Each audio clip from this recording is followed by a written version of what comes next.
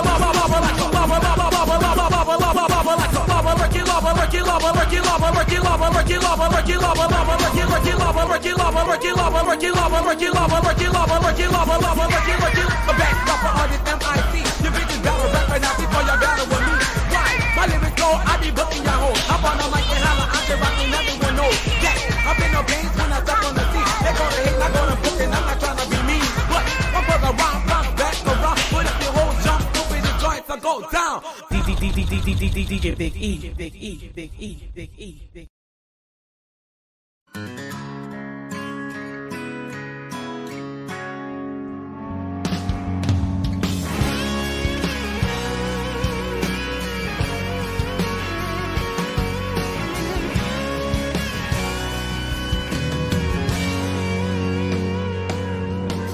Back in the day, it was a 6-gun and a 6-string. Man, that was country, and that's the way country still ought to be. It was live not taught, it was earned not bought. Had to put in the work to get to the top, let me tell you. But I think's really gone wrong. These days it's all wannabe, singing someone else's song.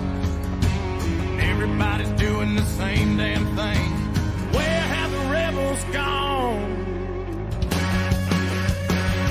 'Cause we don't need another pretty boy singing pretty songs.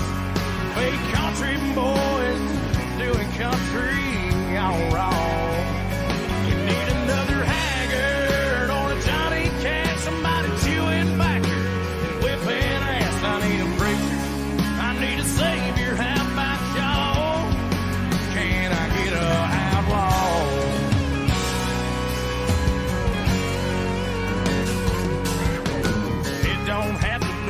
honky tonks, boots and Wrangler jeans.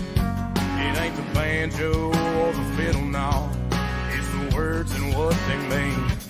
If you're gonna talk the talk, you better walk the walk. And brother, that's the truth. So honestly, what would Waylon do? I can guarantee if he was alive today, he'd ask us one more time, "Boss, you sure ain't done it this way." We don't need another pretty boy singing pretty songs. Fake country boys doing country all wrong. Need another haggard or a Johnny Cash, somebody chewing backer and whipping ass. I need a preacher, I need a savior. How about y'all? Can I get a outlaw?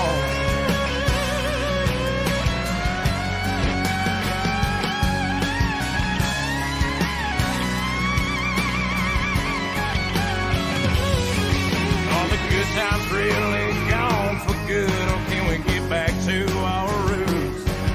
It's about damn time we raise the bar, so raise a glass if you feel like I do.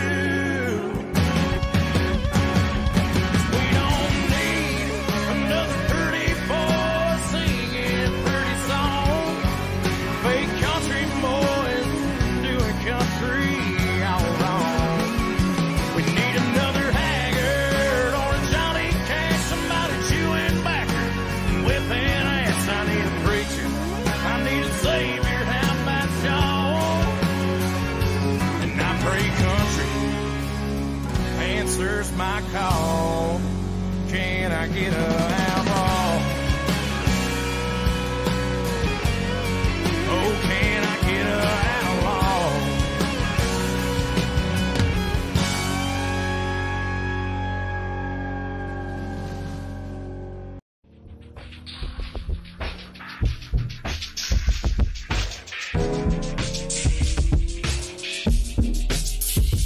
Never treat the one that you fucking just like the one that you loving. Rosé mimosas, French toast and English muffins. Matter of fact, she the one that I'm cuffing. Anita Baker, shorty got that good sweet love. She got that pussy make you wanna join up my hot club. That kinda make you wanna never say bye bye love. I'ma cut it short, the intro's over. We on that drunken love shit, just like Beyonce and Hov. Best. For you, baby. Like a drum that speaks, it's so I'm saying. All I want is you rocking to the beat of my drum, baby, beat of my drum. Got me rocking to the beat of my drum. When all I want is you to get on this wave, babe. Things will never be the same, babe. Ain't nothing that's gonna get you ready for when I put this love on you. Love on you. She can taste it on the tongue. She know that I'm the one. Bring a little freak about her. That's that one that's going you down, down, down. And look at that, it's her calling me now, saying, what you wanna do, it's just love. What you wanna do, it's just love. All she wanna do is love on me. All she wanna do is love on me. All she wanna do is love on me. Damn. Love on me. Love on me. Love on me, love on me, babe.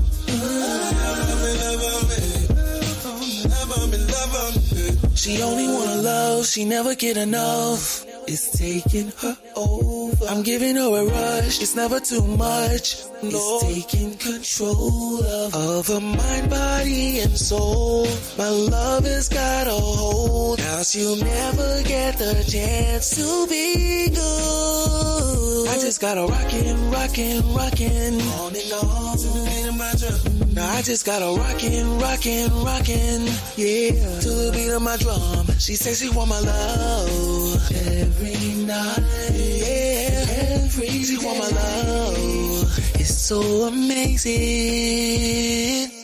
What you wanna do, it's just love. What you wanna do, it's just love. All she wanna do is give me that in a corner cover all night. I only fuck a shorty cause she my type. I didn't think that she will, but I know she just might. At 30,000, put that thing on a flight. She put me in a state of euphoria, we high as a kite. We making love under the pale moonlight. That pussy tight, and the hair ride, air not a decent airline. She just love me, love me.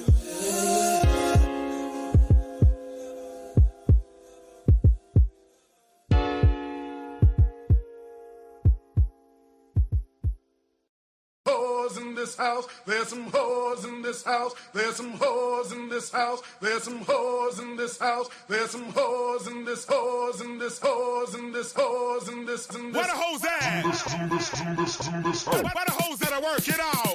Where the hoes that I make it bound? Where the hoes that I work it out? Where the hoes that I make it bound?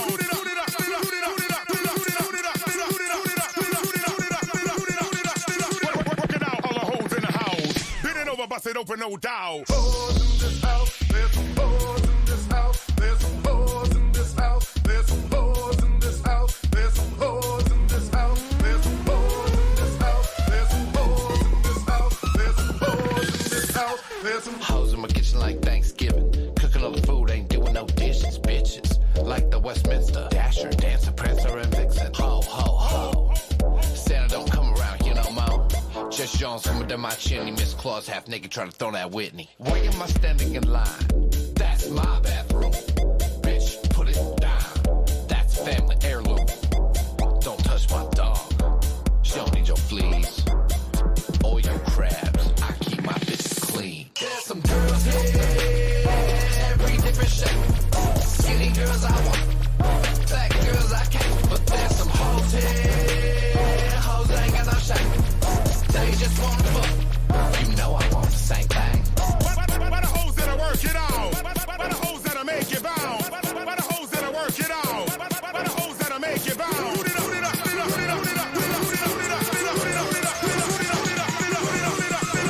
Working out all the hoes in the house. Bend it over, bust it open, no doubt. There's some whores in this house, there's some whores in this house, there's some whores in this house, there's some whores in this house, there's some whores in this house, there's some whores in this house, there's some whores in this house, there's some whores in this house.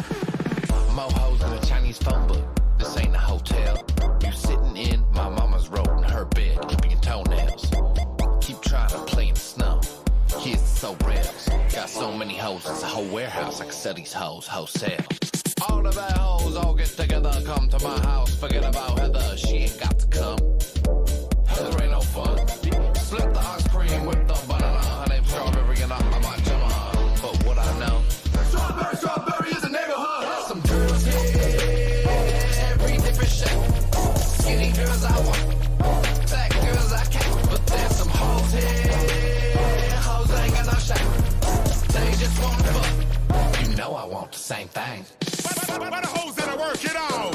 Where the hoes that I make it bound? Where the hoes that I work it out? Where the hoes that I make it bound?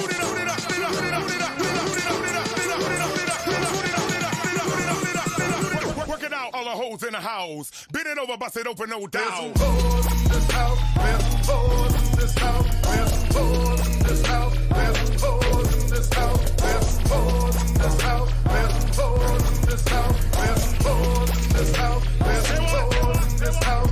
They done trash the house, they done wreck the house. I'm getting real mad, I'ma put them out. They done trash the house, they done wreck the house. I'm getting real mad, I'ma put them out. These hoes better work it out. These hoes better make it bounce. These hoes better work it out. These hoes better make it bounce.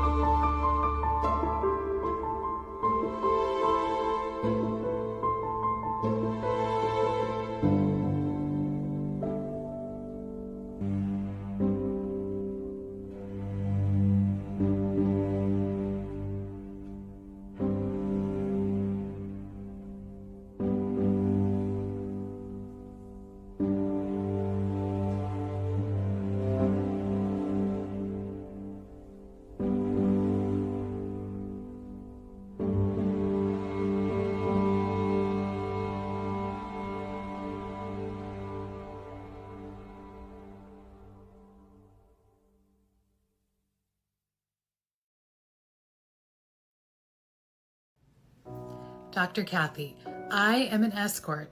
99% of my clients are married. Business is booking. These guys may have been caught, but they've continued doing it because you don't give them a chase. You women are doormats and masculine women. 5 things a narcissistic parent is really saying to their child and their role. Number 1, your role is to make me happy, to make me feel good, not the other way around. Number 2, my life is out of control. And the only way I can gain control is to control you. And that gives me a sense of control in my life. Number 3, my needs come before yours all day, every way. It's my way or the highway. Number 4, everyone else's opinion of me matters, because I want them to believe that I am mother of the year. So that's why I act one way outside of the home and a different way when we get home. Number 5, what I think of you is transactional. My love is transactional. If you please me and you make me happy and proud, then I will treat you very well. If you disappoint me, I will become critical of you, shut you down, and give you the cold shoulder.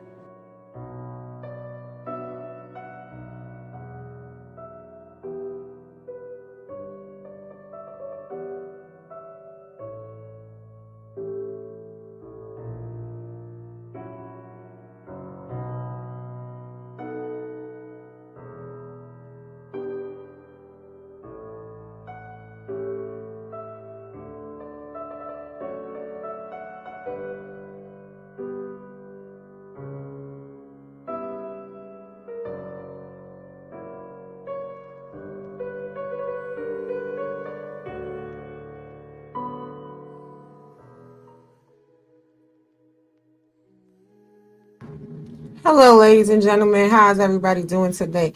I know this show was supposed to happen so much earlier today, but life happens and then, we push it back. But I wasn't going to let today go by without getting it done because, honey, I'll be doing that to y'all too. I'll be like, all right, I'm going to do it on this day at this time.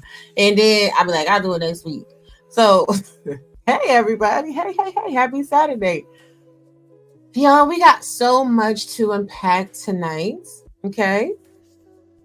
My co-host is on her way, honey. She's on her way to join us on the stage. But while we are waiting for her, let's talk about a couple of things in the opening of the intro.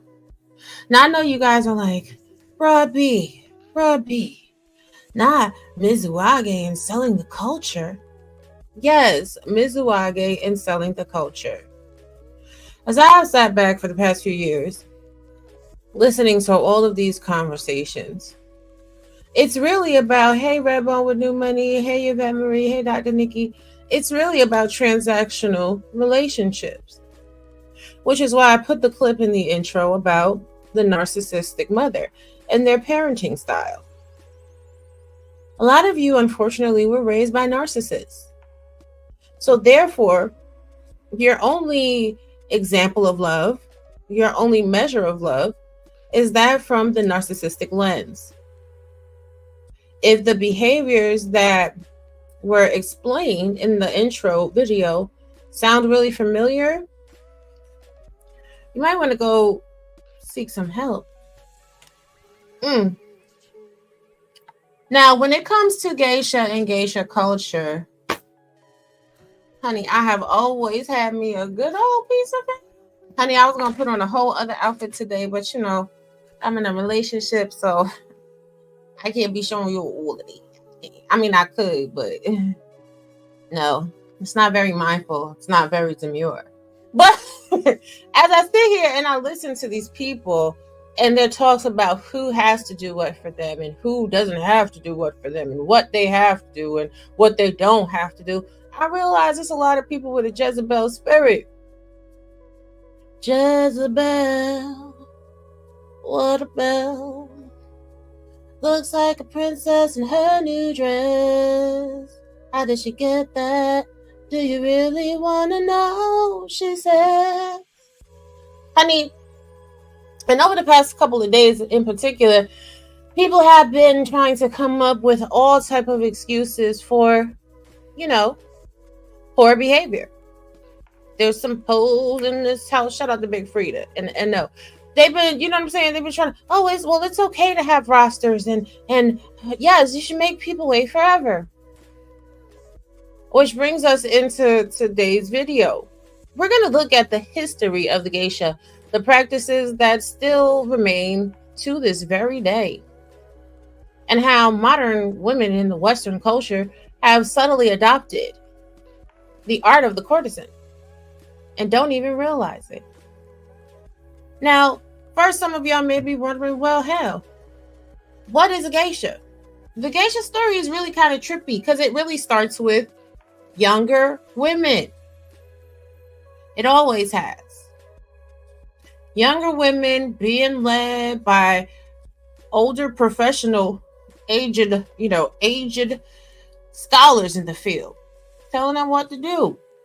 But don't take my word for it. You know I got a clip. Question from the comments. What's the difference between a geiko and a geisha? The name differs depending on the region. The terms geiko and geisha both refer to professionals who are fully trained in traditional performing arts. However, geiko is a term only used in Kyoto, and other places use geisha. By the way, maiko, which is a term for young girls trained to become a geisha, is only used in Kyoto, and in other regions, the term hangyoku is used. In English, it is common to call these performers maiko and geisha. However, in Japanese, you would not use these two terms together. The reason why Kyoto uses special terms is because it was a formal capital where the imperial family lived for more than 1,000 years. Maybe it has something to do with Kyoto residents wanting to distinguish themselves from others due to having high pride. I actually have experience of being scolded for accidentally calling a geiko geisha when I worked as an English interpreter at an event. If there's anything else you'd like to know more about geisha and geiko culture, please let me know in the comments.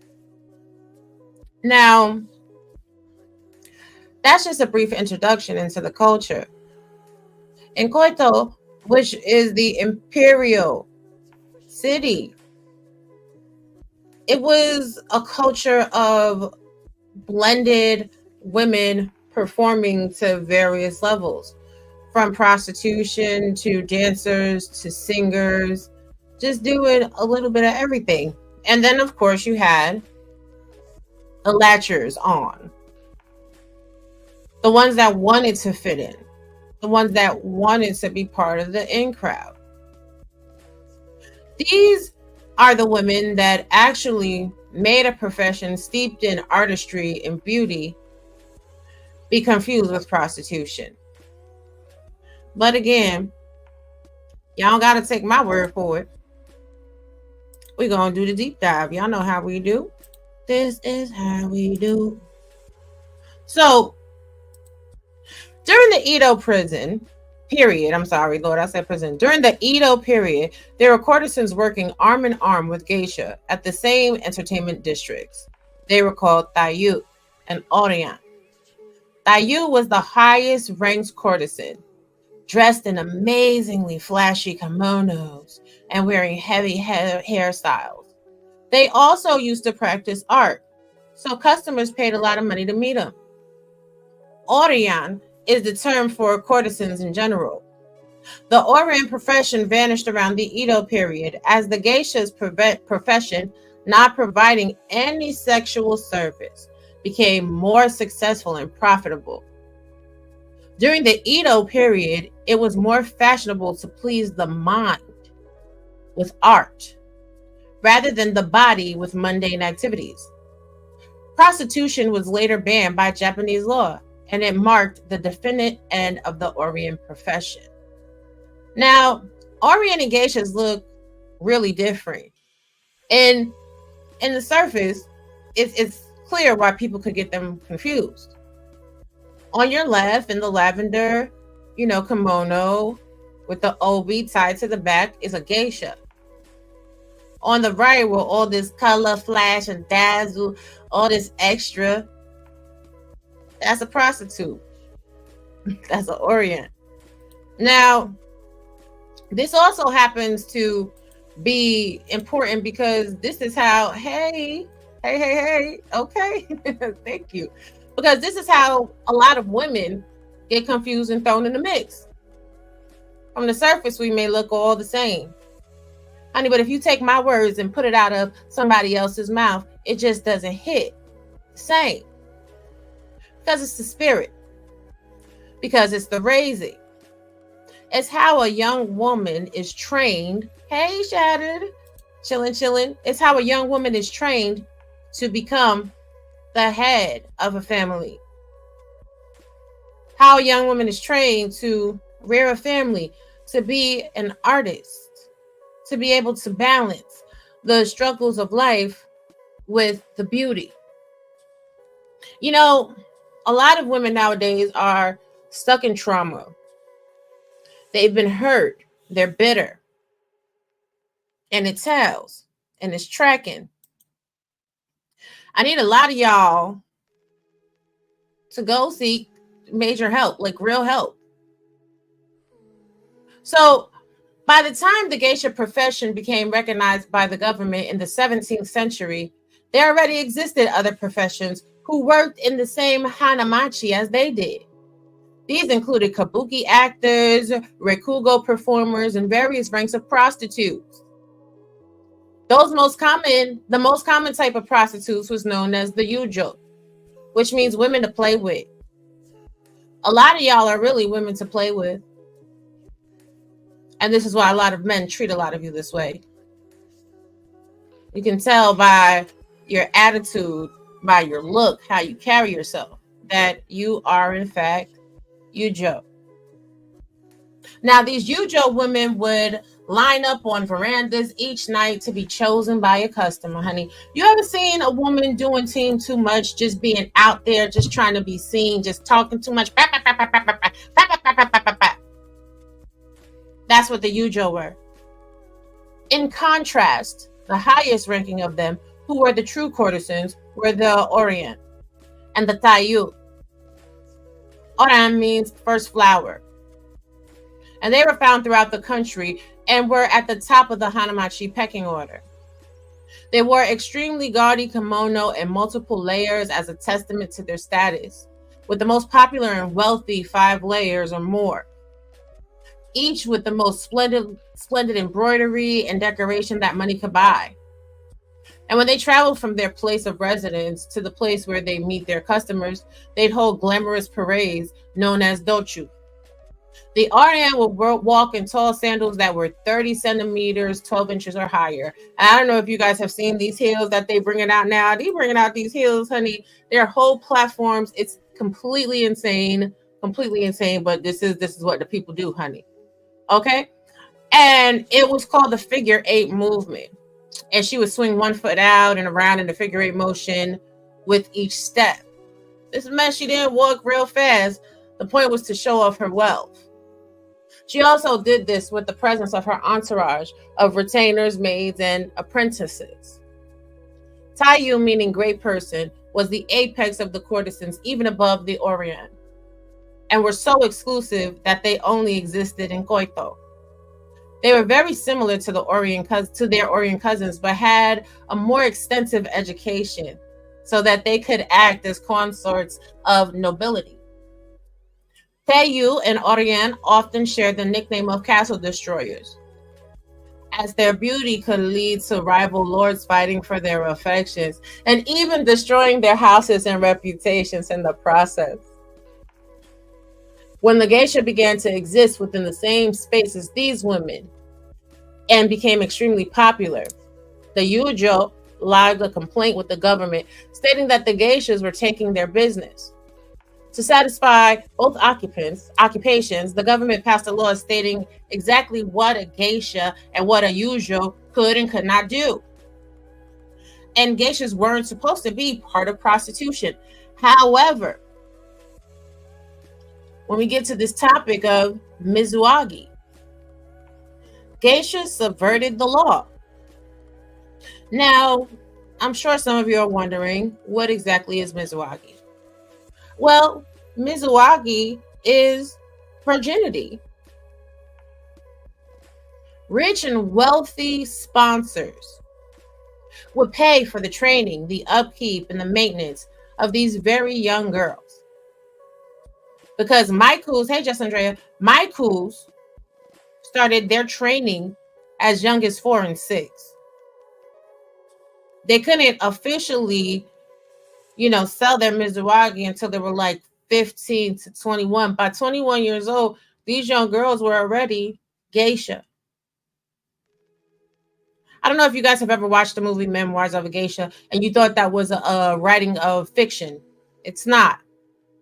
Some of the events in the movie are fictional, like the poem called Laws. And the Fushami in the Inari, it is not there. Right? Like I've really done a deep dive on it. It's not there. However, that temple does exist. And when I did some research on the topic before I ever came to YouTube with it, that practice is still in existence to this day. So to compare to women of today, when you're sitting there and you're expecting a man to take care of you, your upkeep, your maintenance, your bills, your food, he's investing in you. He's investing in you to get into a cave that no ill has swam in.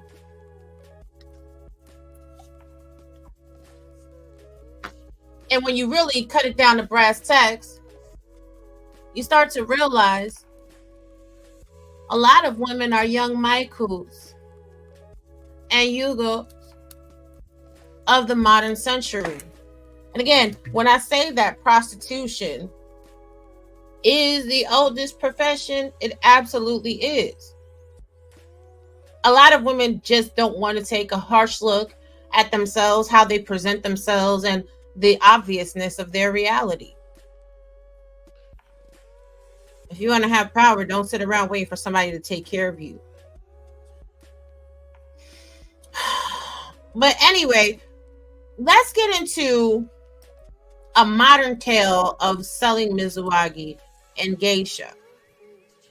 Because again, a lot of people don't believe that fat meat is greasy. They don't.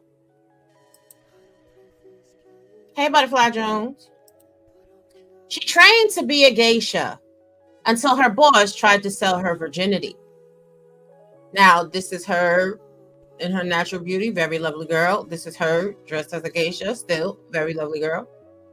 Stripped of her red silk and white face paint, the former geisha trainee, Kiritaka. Yes, and let me zoom it in because you know I like when you guys can see. Let me zoom it in a little more. Because again, a lot of people on here talk about things they don't know. I talk about everything I can back up. You feel me? Y'all feel me? I know you do. She said she watched her mother suggest to her how much her virginity should be sold for. Remind you, this article is from September 15th, 2022. Kiyoa Kiritaka said she watched her mother suggest how much her virginity should be sold for.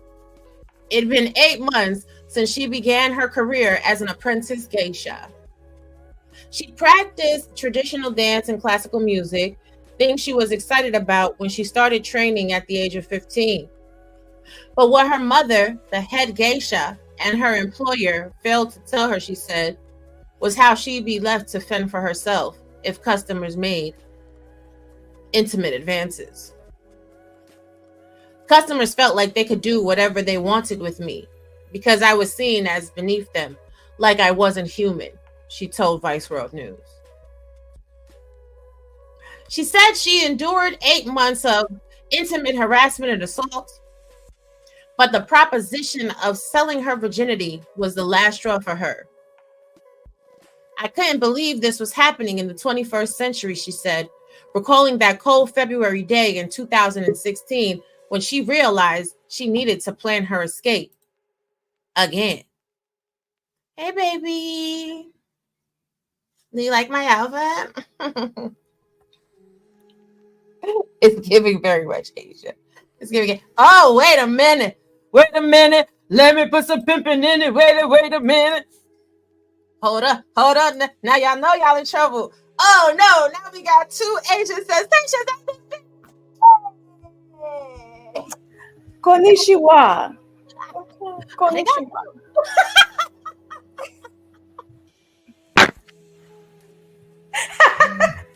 I had to practice, so I'm out of practice with this thing here. It don't make as much, but you know, that's all I got. That's all I got.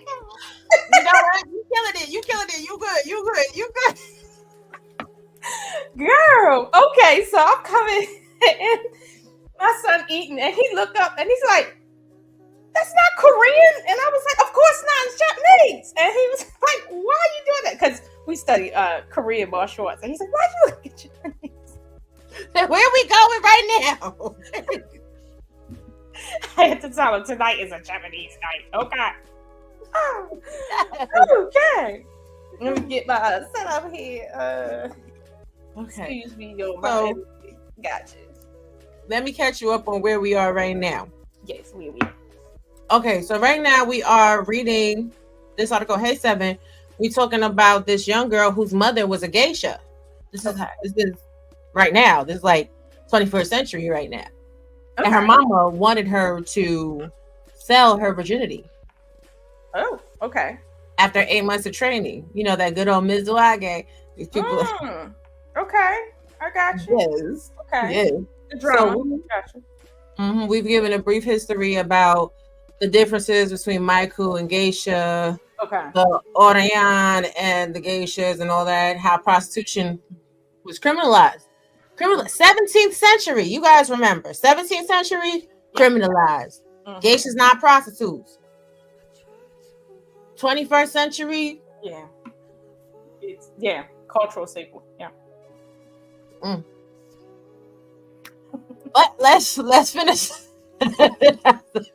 Okay. Woo, child. It was that recalling that cold February day in 2016 when she realized she needed to plan her escape again.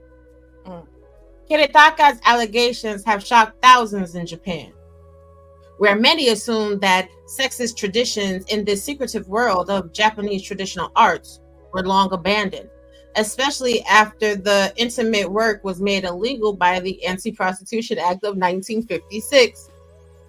Because in 1956, hey, the Drip Show, after the war, even though, like I told you guys, the histories of all the different type of workers that was in the Hanamachi, different levels and everything else, when American soldiers went to Japan and had American money, the Yujo would try to dress up like geishas. And they would sleep with these regular streetwalkers who would pretend that they were more than they claimed to be. That sounds very familiar. Very familiar. But I want to say this. Given that the US dollar may have been worth more than I forgot the name of the currency. Yen. The yen. If the US soldiers were there with yen, they would be considered obviously top tier in that region, not culture, but in that region. So they would, in a sense, qualify for geisha. But if they were being tricked, I would like to know, given how much training goes into a geisha, how is the, Orion pretending outside of their dress? Because how they act is going to show through. Now, I know how it is here in the West in 2024, how when some females, they try to purport themselves as to be quote unquote high value or high class females, when in reality, when you get to know them behind the scene, they are pretty much your street trash. I would like to know what would that look like? You want to know what it looked like? Yeah. Okay, we're gonna take a music break so I can tell you what it looks like. Whores in this house, there's some whores in this house, there's some whores in this, whores in this, whores in this, whores in this, and this. Where the hoes at? Where the hoes that'll work it out? Where the hoes that'll make it bound? Where the hoes that'll work it out? Where the hoes that'll make it bound? I can't be doing too much on this show. Let me stop.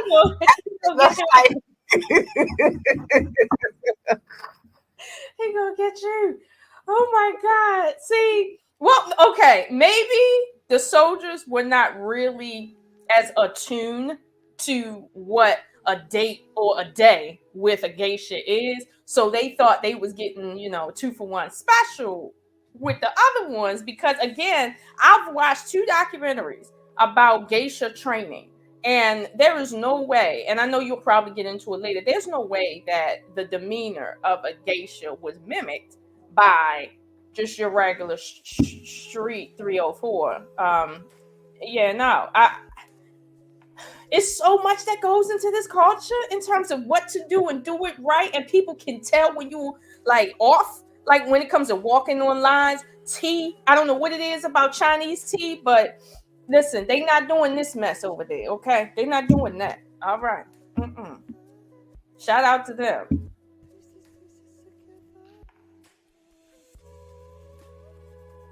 Not the donation tray.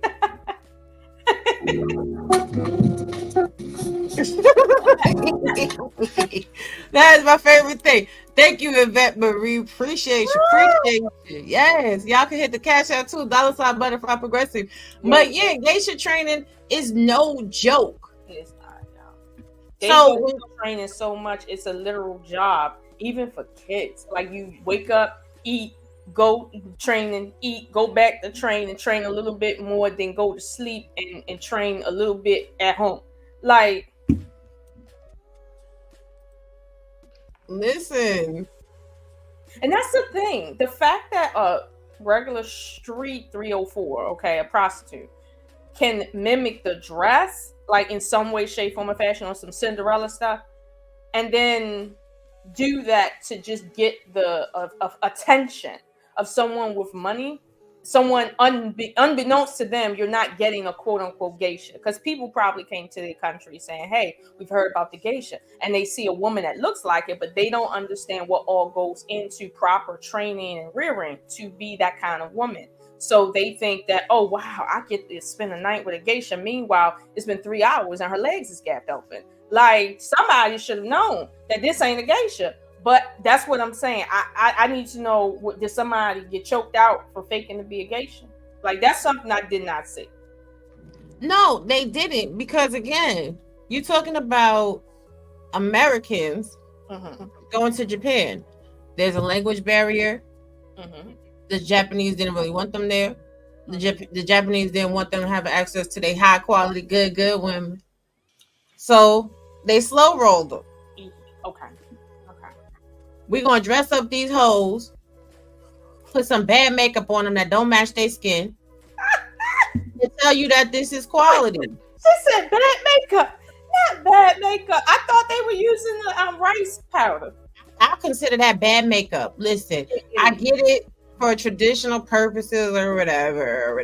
It is. It's bad makeup. But it's bad makeup because they want to achieve this standard of the lightest skin ever. They want to have translucent skin.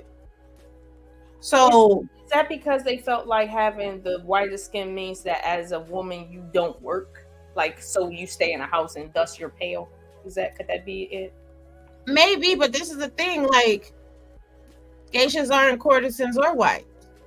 You know what I'm saying? Right, bad makeups and old chopsticks, facts. OB stinking, kimono stinking, like caviar and soy sauce, you know what I'm saying? Just dusty as hell, lips all cracked, looking bad. They put that rice powder on their lips and they try to put a little color on it, make it look like something. It just look like, what are those? Especially, let me stop. But I'm serious though. Like, even how the geishas wear their lipstick. Michael's only colored their bottom lip. Oh, I see. Yeah, the thing. Yeah. And as they elevate their game in the geisha, then you can put different lipstick on. Now, truth be told. So when I was growing up, I never wore nail polish, and I never wore like a lot of makeup or lipstick, which is why y'all don't really see me wear it now. My grandmama was a minister, right? Shout out to all the Holy Ghost Kojic. Shout out to the Kojic Church, okay? My grandmama was a minister, and she said that women that wear a whole bunch of nail polish and fake nails and makeup and lipstick, they was hoes. That's how men see them type of women, as hoes. So it makes sense when you're thinking about the geisha culture. Okay. Serious moment. Yeah, it does. When you see the makeup is the quote unquote beacon to say, hey, this is what this is over here. Yeah. But I'll say this. Also, here, when a woman wears extreme makeup, it gives prostitute as well, because sometimes women can be so made up that they start to look like men, and that usually be, you know, your regular streetwalkers. Sometimes you have streetwalkers that don't do that, but they're like the extra low. Like there's low and there's like gutter. Them gutter girls don't know how to blend, honey. They don't know how to blend. Get up. Let me shut up.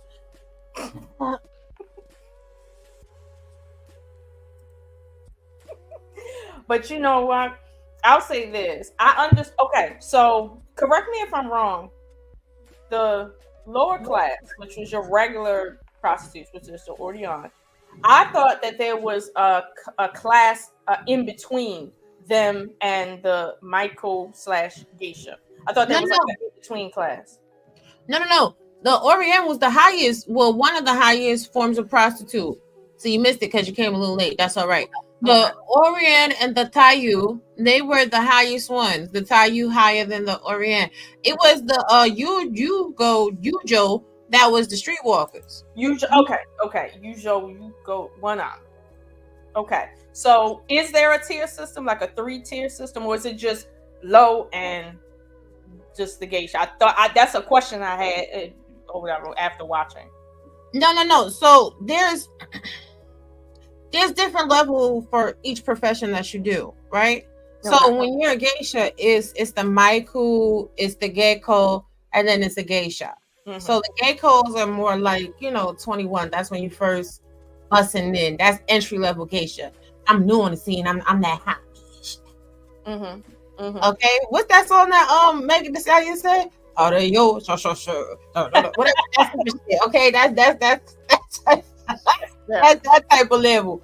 But with the prostitute, like they had some prostitutes that was competing. They were seeing it for the geishas. But those prostitutes were highly educated because they knew they was going to be the prostitutes for, like, the king, the emperor. So these were more like, in our culture, equivalent to your high class. I don't want to say call girl, but I want to say it's like escort. Yeah, meaning that you have intellectual conversation with her. Sex is not on the table. It's about your status of having a woman like that next to you when you're going places or being places, versus you just going into a WHORE house and saying, hey, I need to get taken care of tonight. It's a world of a difference. Yeah. That's how I saw driving around on the Vegas Strip trying to get some head. I'm gonna call a half a pineapple on that.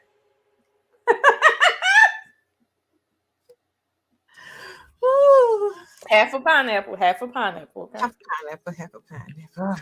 Not a whole pineapple, because that is true. Half.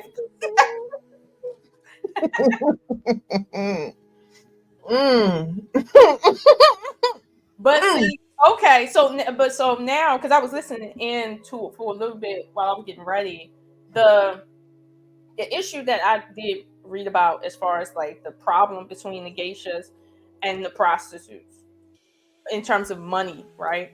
I kind of feel like I understood why they separated it. You see what I'm saying? And they had certain districts for certain stuff, but I understand how the geishas would financially be a problem for the prostitutes, because the government, one, is taxing all of this. They're the one they're getting big.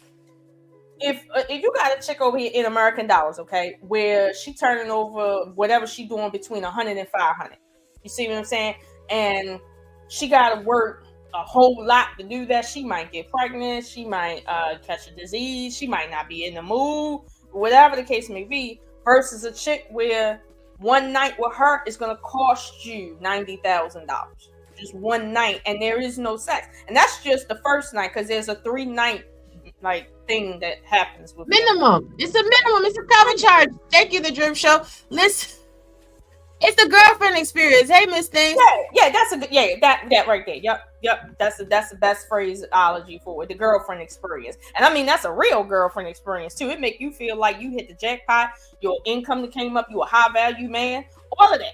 But when you get with the prostitutes, it's that there's nothing to that but the little bit of money that goes into that one act versus the hell of an investment into just a date with this one woman. So let's say I work one night, prostitute works another night. She might come off with $2,000 US dollars.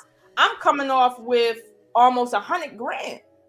You see what I'm saying? So the government, it's like you can't compete with the geisha if that's the case. And I've seen it. Like they said, to qualify back in the day, like in the day, it was equivalent of $60,000 US dollars for the first night, and that's only for her to figure out if you're worth her time. Yeah. Okay. And that's why they had to sell their Mizuage. Because some little girls were sold into this life. Okay. In ancient China, because their families were impoverished. Mm-hmm. Now, back in the day, up until fairly recently, China had laws against having daughters anyway. So you have a daughter, dude, she's disposable.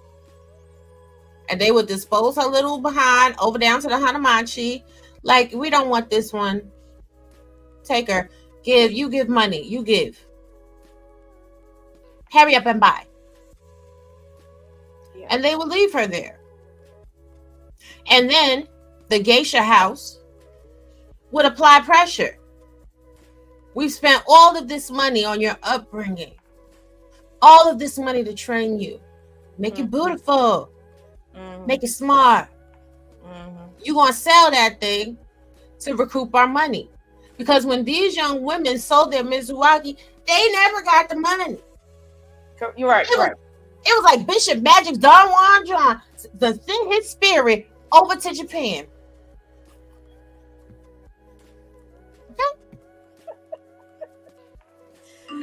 He sold it. Okay.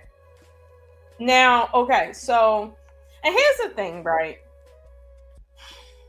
When you come up in a certain class, right, of womanhood from when you were a child, I know in that culture, we're talking about the geisha, which that is a literal business. You see what I'm saying? Mm-hmm. However, nowadays, in comparison, cultural comparison, it's about whether or not you came up in a house with a father that was actually providing for you. That seems to be the new norm, right? Because people like to say, you know, did you come from a two-parent household? 60-70% of people that whole thing. So, okay, fine. So with that being the case, when you invest as a man in Japan, in a woman, to see her because she's some more money has been poured into her as far as her training, you're doing that because of what you're really getting out of that experience. And that's why I always say, sometimes when men say they just want women to shut up and make sandwiches, I that's a lie. I know it's a lie, because if all I knew how to do was just make sandwiches and be kind of mute and not really into it, not engage you except for maybe on my back to a degree, you're gonna look for a woman you can talk to. You see what I'm saying? There was a movie. I forgot the guy's name. I forgot the guy's name. He played in a biblical movie too, where he was entertaining a prostitute, and he kind of liked talking to her. He liked how he felt when he was around her, and he would buy her some nights, not even to be intimate, but just to be around her to talk, because he liked the experience of her. Now, spoiler alert, my sister was in that lifestyle to a degree. And she said it. She was like, a lot of times it's not about the sex. Sometimes it's about the guy. He got a girl or a wife, but he wants to experience a woman in a different way, not just in a, you go to work and you do this and I do this and we do that. Like, no, he wants to experience a woman fully in terms of what she brings to the quote unquote table. And that isn't just being a housemaid and stuff like that. That's not what that is. So, I mean, I get it why the geisha was even a thing there, because if you don't have a class system where women can aspire to be better than the gutter, because obviously in Japan it's either you in the gutter or you up in the clouds. You're gonna have your culture is gonna fall if you don't have that separation of class. Because look at what's happening right now in America. You got people that are up in an upper echelon, right? But they belong in the gutter. And I ain't saying nothing about, nobody, celebrities and stuff like that. But there's a lot of people with some major last names that you look at them and they heiress, basically. But when you really meet them, it's like, yo, you belong down here in South Baltimore. Shout out to y'all. But y'all know what I'm talking about, okay? Y'all belong down there. Okay, you belong down there. Down in Curtis Bay Island, whatever. You belong down there. So, but you in the upper class. So my thing is, how does a man distinguish between an upper class woman and a lower class woman? Given at the end of the day, back then it was about your dress, and then they could see your what you knew. Versus today, I guess it's a bit harder. Well, back in the day, they would go and they would select the woman that they wanted from these houses. So they knew where to go to get good quality. Okay. Nowadays, anybody could click on a YouTube and scream at you for hours on end and tell you how quality they are, when their actions and patterns of behavior actually speak to the lowest vibration and the lowest quality. So, it's insanity to me because, hey, Mikey, true femininity, true power of a woman, it's not loud. Right. So when I see a lot of women that are super loud all the time, yelling and screaming at somebody, what's going on? I just feel like, yeah, did give away. Who told you that was? And when I say things like y'all mama didn't raise y'all right, then yeah, you look. Here's the thing. I can admit, my mother, she had two parents, but she had some problems coming up from her childhood, and it did spill over into her mothering, and to some degree, it affected me and my sisters, and that's a real thing. And I had my mother in my life, so I can only imagine if it's a worse circumstance. And my heart goes out to people that are in that predicament. However, I think the lesson I learned studying the Geisha this week is that you're not stuck in the position that your father left your mom in, or your mother left you in. If your mother left your father, you're not stuck in that position. You can either use that to propel yourself, or you don't. I watched several interviews with several geisha where they were interviewing what they call the last of the geisha. And what I noticed is that these women were masters of conversation. Like they had studied it down to a science, to which you will never get a geisha in a conversation, right, where you don't feel good, even if she purposely disagrees to keep the conversation interesting. Because they literally go to class to study the art of conversation. Now, part of what I've seen them speaking about as far as like being a conversationalist, as well as a dancer, somebody that understands music, history, calligraphy, all sorts of stuff. Like outside of all of the stuff they train in, so that they can be something worth investing into. Because out here they don't want women educated. That's not a thing out here. They want them broke women that's just pretending to be upper type ladies and stuff, right? Those women, when they engage a man for the pleasure of having that conversation. And I learned that right now, I have some things I have to work on, given how they do it and the science that they put into being a conversationalist.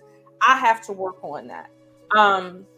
It's some things I have to work on. Like I noticed with the geisha, they only speak when it's absolutely necessary, and they don't they don't try to filibuster. That's one thing they never do. They only say what's necessary, and the necessity is about engaging you. So it's a science that they study. And I'll be honest with you, I learned a lot just watching them speak, watching them not speak. I even watched a geisha play a game with a woman, and it was interesting how when she lost, it was just a good experience. You see what I'm saying? So, I mean, again, how do you play against someone and have more fun with them losing than you winning? That takes a lot of studying and a lot of psychological studying too. And from what I understand, it goes back to what we were reading in the Art of War, and how to basically win, you have to set yourself up a certain way versus pouring energy into forcing someone else to feel a way or do a thing. Like, here's the thing. Like I said, these fakes, these posers, the people that hang on, and the people that want to get in, right? They'll do anything to copy a look. But geishas are taught from the age of 9 to get along with other women. So when I see women, hey Christopher J, that categorically cannot get along with women, always losing their stuff, being highly emotional, but then exhibiting the other sides of the path where they want to be taken care of, they want to be pampered, and they want to be catered to. It gives narcissistic Jezebel spirit. And I'd be so confused. Like, one of these things is not like the other. One of these things is not like the other. It doesn't go together. Which is why, it don't. It really doesn't. Some could say that I exhibit traits of a high-level geisha, and I'm all right with that. But here's the thing. You have to have a lot of education. You have to know facts about the conversations happening around you, because you're sitting in rooms with people that are, wealthy. Yeah. And on the top of their game. Yeah. You cannot have emotional outbursts. And I feel this conversation, because we probably gonna have to break this down into some parts. Look, just like last week's introductory to literally speaking it was just the intro. Okay, this just gonna be the intro too, because we got a lot of ground to cover, so that a lot of you women can see you painting your face, you dressing up, you looking like these courtesans, these geishas, these prostitutes, but even you, Joe, on that worst day, you're not measuring up, because you don't understand that if you're gonna be in that type of world, if you're gonna be bartering your body, if you're gonna be selling your essence, if you're gonna be advertising your wares, when someone comes to buy, the market has to be fresh and appealing. Let me stop. That's another half pineapple. But yeah, I be doing a lot, man. I'm doing a lot, and I'll be confused. Like, what is happening? That's more like a 3/4 pineapple, by the way. Oh, dang. See, I'm trying to keep black. But like, even hell, we can throw it into the conversation. The infamous $12,000. So how'd she do that? Oh yeah. Okay. Let's throw that in there. Come on. I give people a little bit of the game. It's the art of conversation. Ladies, if you really want to have power, let's just talk about it. Let me give you the game real quick. Shut up.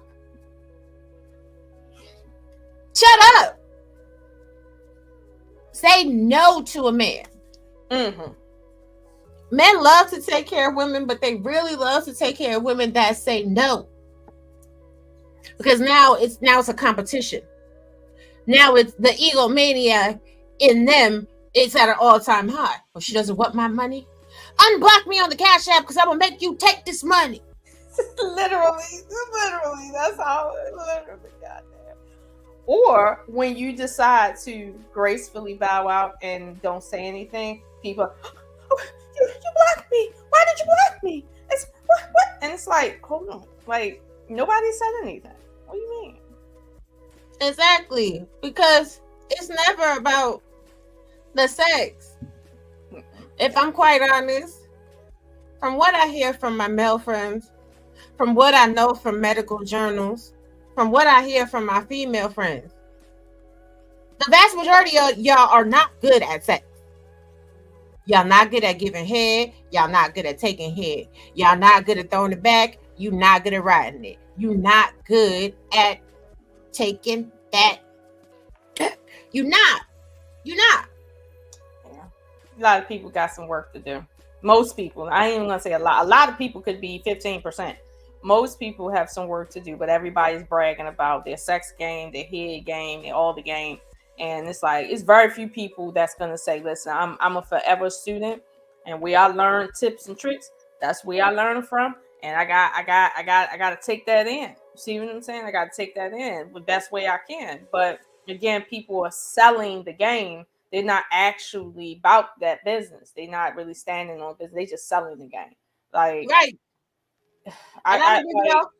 Go ahead. Like the whole idea that you are purporting yourself as a lady, right? For whatever definition people want to put on that. Okay. And recently I had a conversation about that. If you say, for instance, Raw B isn't a lady, Miss O'Shun is masculine, she's not a lady, right? Well, you have to explain why that whatever we are is attracting people to us for more than sex, for more than attraction. You understand? Like, you have to explain that. Like people, like you said, people talking about the $12,000, they just assuming you have to be on your back to get $12,000. Listen, no, you don't. No, you don't. You really don't. And the fact that Raw B really didn't even ask for most of that. Some of that I know was forced on her. You maybe you should take notes, because at the end of the day, I've noticed that as much as people say Raw B, she tearing the people. I mean, she be tearing them down, breaking them down. They still right there trying to get toned down. That's what goes back to what you said. When I say no to you, it psychologically says do better. I had to do that just the other day. I had to, like, no, this ain't how this works. This how it's gonna go, and you gonna do this. And they say no. Now they want to do better. It's okay. I get it. But sometimes that's that you have to play the game based on how the game is read. Maybe. I know for what I've read and seen on YouTube about the Geisha, they don't get me wrong. They embrace femininity from a woman's standpoint. They do. But they also seem to have studied their audience. And that's one thing that I think you spoke to this before in terms of women reading the room. That is something that Geisha seem to have a masterful just understanding about. Like, they understand when to joke, when to be serious, when to interject a joke in a serious moment to lighten the mood, because it's not like that all the time. They seem to be, like you said, that experience is a whole experience with them. Don't get me wrong, wearing 5 to 7 layers of clothes is not my thing. Like, I would be considered the lowest of the low with this thin thing I got on. But I mean, I give props to them, but it's the culture. I'm doing it for the culture, okay? For the culture. Do it for the culture. What else? But this is the thing, right? So, and you've seen me do it. This is why I've always been fascinated with Geisha. This is why when you guys see that one intro I do, you see Geisha Takanawa. That is not anything new. That don't got nothing to do with nobody else. It's the culture. Right. You cannot sell that type of energy because it requires too much work. Mm-hmm. To read so much, to attain as much knowledge as you can attain about as many things as you can attain, it's a lifetime of work. Yeah. When I'm having conversations, that's to your point that you made earlier about being able to talk about both sides of the conversation. I've had low level, bottom of the barrel hoes try to talk about some, well, you two-faced or you double-minded. No, I'm not. Anybody that actually is a debater knows if you're going to go into a debate, you must be able to debate your position and the other person's position. Yeah. Which ties it right back to the art of war. You have to know your enemy like yourself. You have to be able to predict the outcomes. This is why people are hopelessly enamored with Japanese culture, but are so lazy as Americans to actually do the work. They want all of the benefits, but none of the responsibility of. How y'all want to be? See, you know what? No, fuck it. I'm saying, how y'all want to be taken care of? How do y'all want people to pour into you when you don't really leave a lasting impression in a good way? Yeah. How do so many of you drop the ball? How is it that so many of you claim to have power, but your power lies in wanting to be taken care of by somebody else? That is not power. Not even. That's really the status of a child. Oh, pineapple. What? The pineapple. I'm going pineapple on you. Happy pineapple. Happy pineapple on you. I swear I did. I thought it was a melon. I swear to God, I did. I thought it was a melon. I was trying. I was just being honest. I'm Don't tell these girls that they acting like children. Don't tell them. Okay, so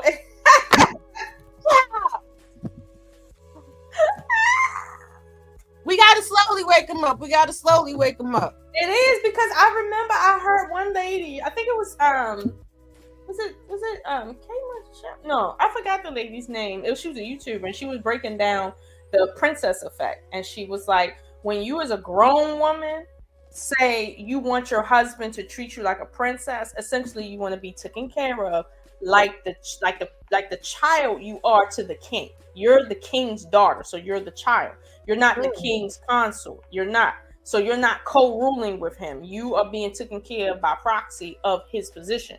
That's what a lot of women want. They don't want the responsibility of a queen. They just want the showering of a child in the position of princess. That is essentially how it goes when they say, well, can you buy me a bag? Can you do this? I want my red bottoms. And it's like, hold on. If you are over 21 years old, the question is, are you asking someone to match your funds? Or are you out here broker than a joke, asking someone to be your king so they can treat you like a princess, like a child? And this is where I think some of this red pill rhetoric comes from when they say, well, women are children. Women are not children. But some women have this misconception that they want to be treated like a princess that has no responsibility. A princess has no responsibility other than being a princess and being taken care of. A queen has to literally back up the king. She got her own special assignments. She got to maintain frame no matter what happens. And if something happened to him, she got to make sure she in place to do what she need to do. You think that come with just being taken care of, as they say, being a kept woman? No. You have to actually know stuff. Like, you have to actually know how to walk into a room and command the presence, speak to people that might not be on your level, speak to people that is on your level. You got to be able to be essentially a Renaissance woman. And that's what I think of when I think of a high value woman. I think of a Renaissance woman that, like you said, she's educated, but at the same time, she's also educated on culture, which is different. Meaning she knows how to read a room. She knows when she's dealing with, let's say, the more colloquial culture, and then she's dealing with, let's say, the higher class aristocrat type of culture, and you can move between both. You're not stuck at the bottom, and you damn sure ain't stuck at the top. That's what I consider a high value woman. If you're the type where you stuck either way, you're not high value. You're essentially a pretty face to be put on a mantle for somebody to treat you like a trophy, if that. Okay, because princesses aren't trophies, by the way. But if that, so I caution when people say, well, they want to, present as a high value woman, and they want to wear like a lot of expensive clothing, because like the geisha, they wasn't wearing expensive clothing. That expensive clothing represented the expensiveness of their mind. That expansive mind, those expansive talents they had, that expansive personality they developed from the age of 4 and 5. Like, that's what those expensive clothes really represent. It doesn't represent like what a lot of people would say clothing represents today, because you know there's so much that we value today as a culture. For instance, being blunt. There's a time and place to be blunt. But if every single time you anywhere, you take pride as a woman in being extraordinarily blunt everywhere you go, obviously you're going to piss off a lot of people. You're not going to be well liked, and you're going to always come off as very masculine. And even inside of being blunt, there's a way to be blunt to lead someone to that conclusion, so that it won't be taken as an attack, but rather a high value level of criticism. So, but if you don't care about that, you just want to be blunt, you're just a typical Western woman. And as much as women like to say in the West, I'm a traditional woman. No, you're not, because the only traditional thing you're worried about is your vagina. You're not worried about your traditional values when it comes to anything else, just your vagina and how much you think your vagina is worth. That's why in the Muslim community, sometimes it pains me when I see young girls talking about their dowry, what they want in their dowry. And I'm like, if you want to be traditional, a dowry is paid by your husband who choose you, not you choose him, but who choose you, to your father. That does not go to you. You do not reap no benefits from that dowry. So why in the world are you saying you want a Tesla for your dowry present? I don't understand. Are you traditional or aren't you traditional? If you want to say you're a traditional woman with traditional values, don't cherry pick. Do it the traditional way. Tell me that your husband was chosen for you. Tell me that your mother and father watched your virginity get taken, so that they could ensure that your hymen was broken and that your child belongs to him. That's how tradition goes. Tell me that's what happened. Don't tell me you and him hooked up and then you got married later on and told people and eloped and all this other crap. No, go the traditional route. But if you're gonna cherry pick, don't come at anyone else about how their tradition don't match your tradition and therefore they're not traditional. I don't care about being traditional. I don't. I really don't. I know over in the Asian countries, tradition is what's called a walking marriage. You know what a walking marriage is, right? I do. But go ahead, tell the It's people, 'cause tradition. they don't know. But see, walking marriage out here is what we see as baby mama culture. But see, people want to talk about tradition. That tradition is over 3,000 years old. No. But ain't nobody talking about that. Ain't nobody saying, well, that's tradition in the Asian countries. I got 0.3% of Asian in my blood. No, because everybody wants to be a Native American, and that shit wasn't popping in Native American Indian culture either. But the next FBI that we do, we're gonna be talking about something else. And when you get to that scene, when you see, listen, we've been talking. We'll tell y'all about. We'll talk about. But again, it's these fakers, it's these posers, it's these people that need to fit in. Putting on the trappings of a queen, the trappings of a geisha, the trappings of a grown woman. It just doesn't fit. Because to speak to your point about tradition, these are the same women that barely can push a broom. Traditionally, you should be able to clean the whole house. Get on your hands and knees and get them baseboards clean. Get your ass in that kitchen and cook some food. See, I don't see nobody making no Sunday dinner. Hell, I don't see nobody cooking a hamburger in their own house on a Monday. It goes up on a Tuesday. Never fuck with a bitch that's too choosy. Going up. Let me stop. Y'all ain't ready for that type of shit. There's women that know how to tell you how much money to spend and will waste your whole fucking money. With inflation and the way groceries are going, y'all better be making sure you find yourself real women that know how to make a dollar last. But they can't, because they want to go to places like Erewhon and spend $20 on a smoothie and $25 on 64 ounces of water. Damn. Yeah, Erewhon. About Erewhon girls, crazy over there. It's crazy. But you know, these women, if you gave them $1.25 pack of pasta, Mm-hmm. two $2.99 containers of sauce, a high quality pound of ground beef, and send them to the kitchen, They wouldn't know what to do. they'll burn the pot trying to boil the water.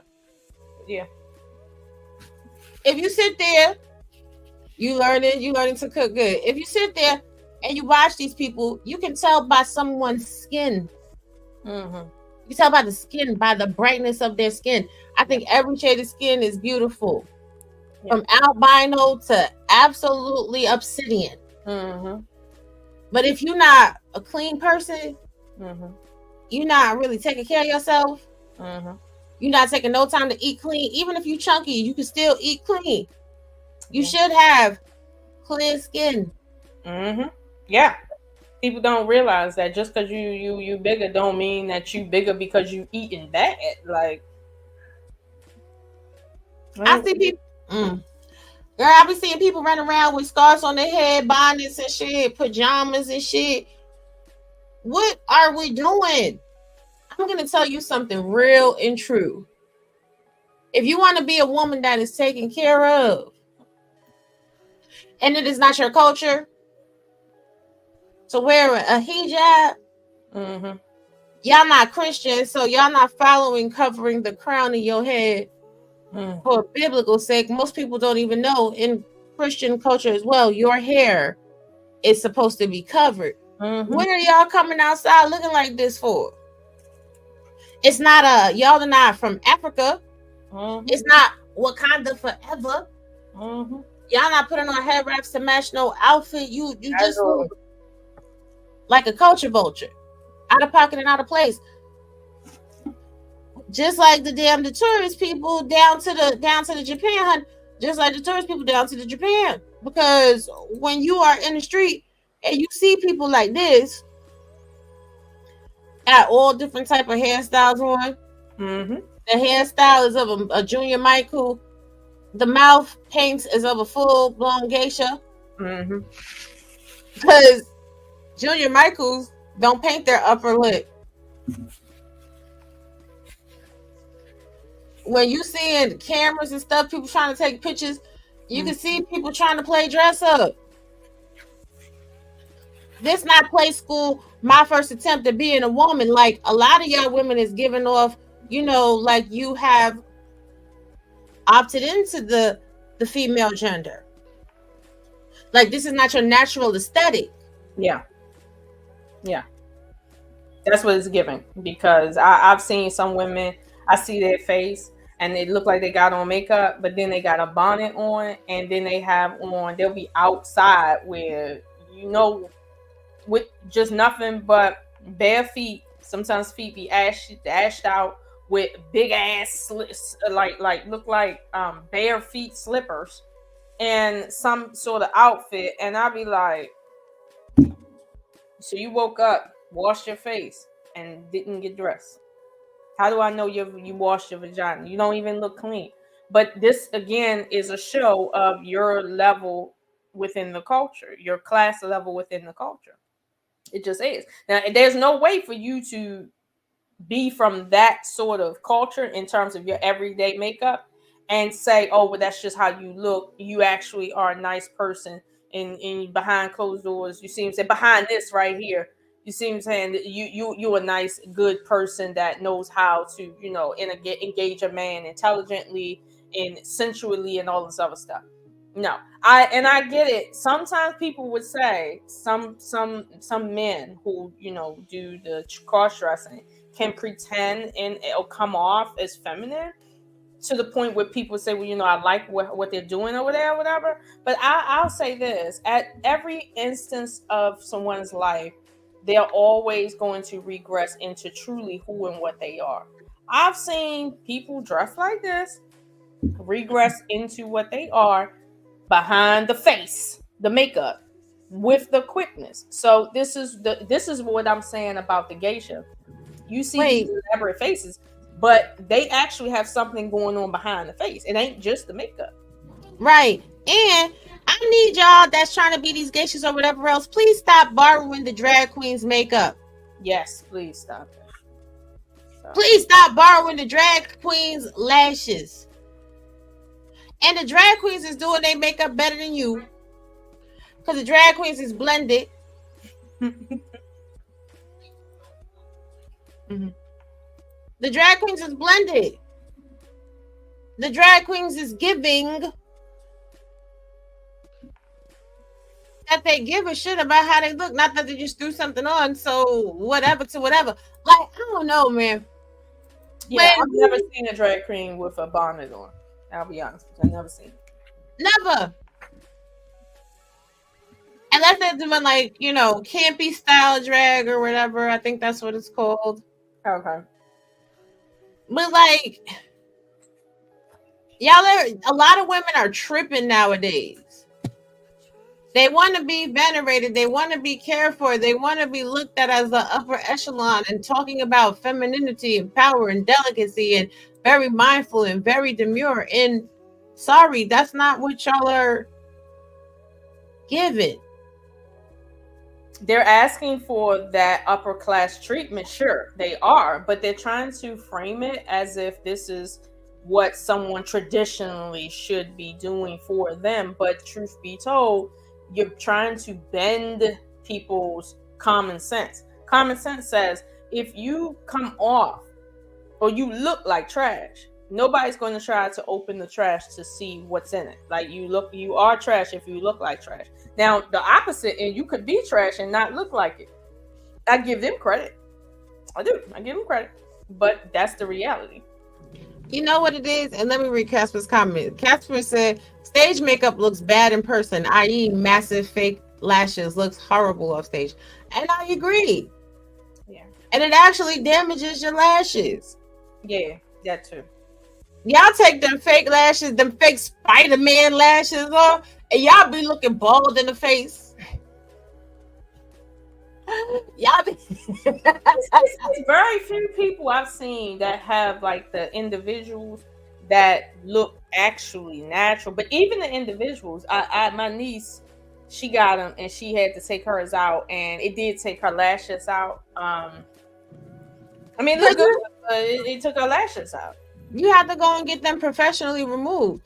To go get individual lashes cost at minimum $250 for the initial setting to make the lashes nice and full. Okay. And if you don't have lashes on your inner corners, right? Like up in here, I got lashes all the way down.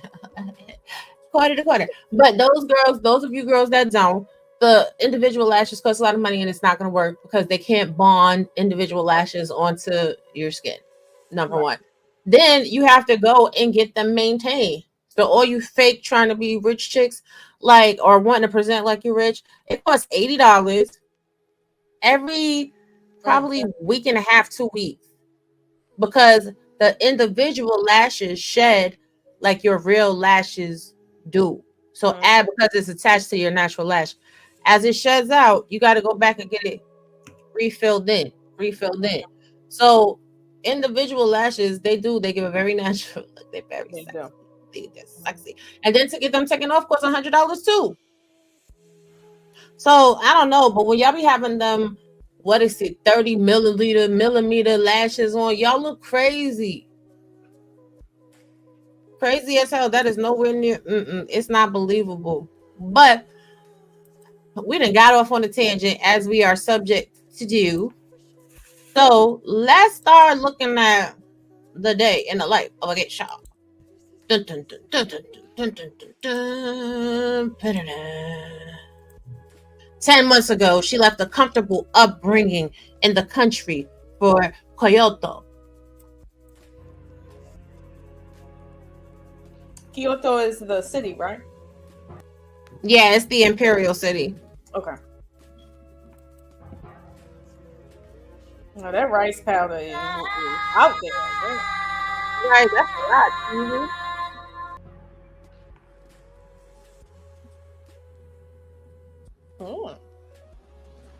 Not the highest wage.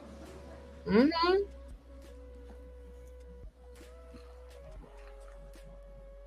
Look, the dude on the bike can't get no geisha. Okay, the dude on the bike can't get no geisha. He heard it to the incel. He said he can't get it. No, listen, my man might be a rich one with Maserati around the corner. We gotta give him a chance. You're right. You're right. He might. Oh, you know what? That's gonna be pineapple. Let me be quiet.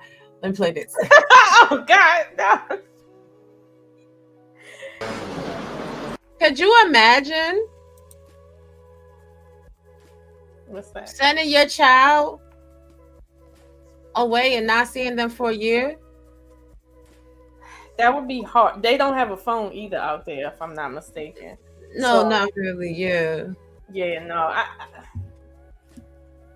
I don't know if I could do it, especially with my boys. But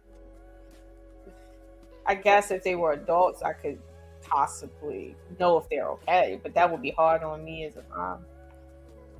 Right, but imagine sending your okay, let's talk about it. I'm not sending my daughter to go nowhere to become,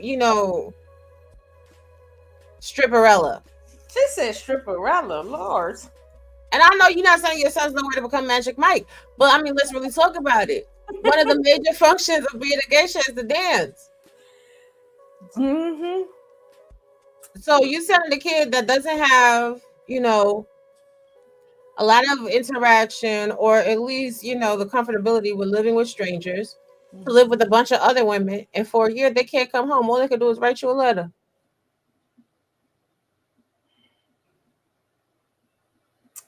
Yeah, that would be. Pull it tight. Yeah, he got it. Which is crazy, because in that movie you see she was supposed to have. Remember when she went to the chairman's house? Mm-hmm. No, it wasn't the chairman, but it was one of her sponsors' homes, and he wanted to give her the new kimono, and he ripping off her obe, he ripping off her clothes and stuff. She was supposed to be chaperoned by a man. That's another thing a lot of people don't understand.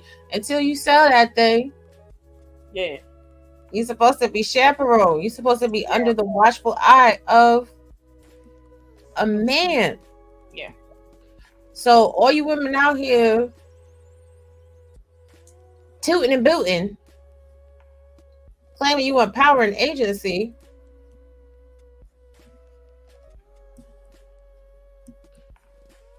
y'all traditional. I want somebody to traditionally take care of me. Where y'all chaperones at? It's the pick me culture, like, you know what I mean? Like, it's like the cherry pick culture. Like, I want to cherry pick. I want to talk about my traditional values, but I'm not going to tell you that I follow any traditional things in the culture.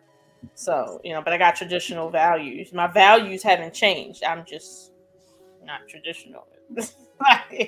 Child, listen. I can't. ないとも過ごしていけない。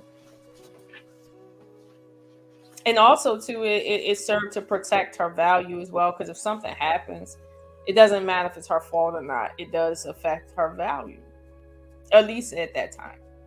Exactly. And it still does to this day. And now you have women out here. We'll get back to it. We're going to in the past at college, sick of YouTube with their damn ads. What up, Eater Man? Sick of YouTube with their ads. But they be getting me. I'm on a strike from YouTube ads because YouTube premium. I don't know. I've been paying for it a long time, and I'm telling y'all, it's annoying me. I'm sorry, YouTube. You might win. I've never bought anything from an ad. Let me be clear about that, in case anybody needs to hear that. No, but see, this is the thing, right? I was like, I'm gonna try to do it without the premium because I know so many of my friends. They like, why you pay for that? We watch YouTube all the time without the ad. I mean, with the ads, and I'm just like, but the ads are annoying. Like when you get into the good juicy. Yeah, they are, and it's always at that point. It's never at the point where you like, okay, I could stand the fast forward. No, it's always there. Right, child. Listen, but You let me know what they saying. That's right. We know you Asian. We know you Asian. Eat a Oh bit. yeah, that's our honorary Asian right there. Yes. But the thing is, this is to you passport bros as well. Mm-hmm. Oh, they are? How that be passport? Let me know. Y'all be out here, right? Thinking that you're going overseas and you're going to step into these cultures and these lands where tradition is tantamount, where it is the most important thing, which is why y'all claim the women over there are whatever you claim they are. Do you qualify? If you go to Japan right now, you can pay for a geisha experience, but that geisha experience is going to cost you some money. Yeah. It's going to cost you almost 100,000 yen.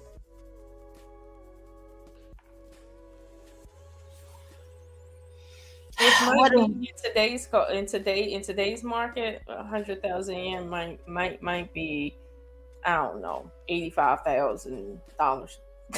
Like you might need to add some more dollars onto that to make up for the yen. I don't know, but most men, even men that travel, aren't looking to spend that kind of money on a woman they might be interested in. That's not it. Because here's the thing: if you got it to spend on a woman like that, you're not going to tell me you can't find an upper class woman in your own country for that kind of money. You're not going to tell me you spending $100,000 on a date in Asia, but you finding it hard to do coffee in America. Like that don't add up. Exactly. Like, and that's if you want to be Cam Black, I could be Asian. I know that's right. Listen, I know you did. This is the thing.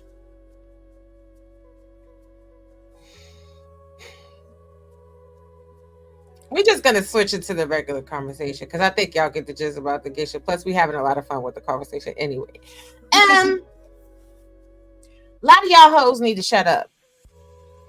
Y'all on hoe shit.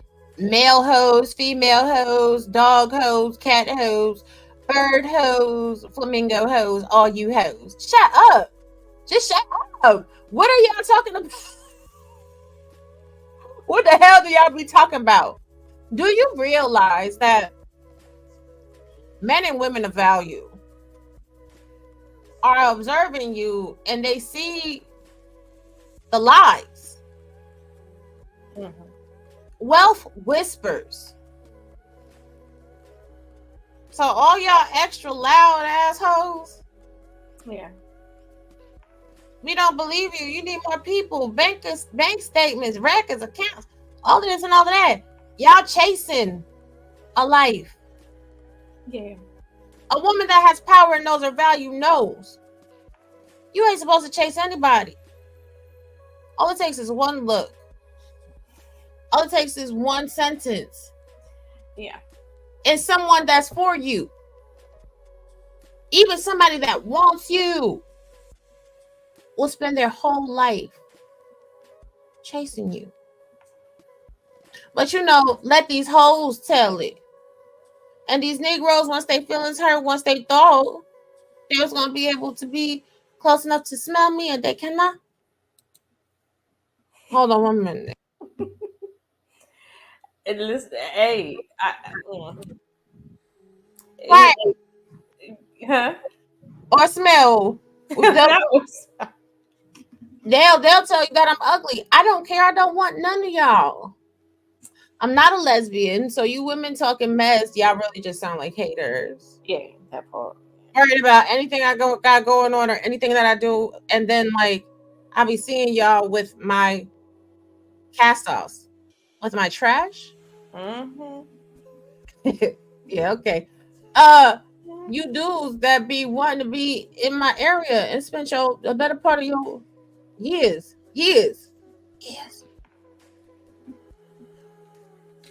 I can't take y'all seriously.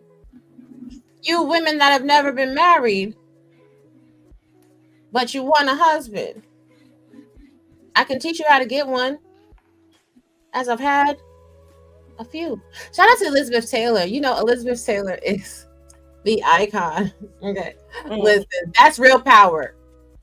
Being able to leave when you want to leave and have no economical devastation. But you know what, Rod? Okay. So and this is just one thing I've learned about dealing with men of means, right? At least in that sphere of people with money.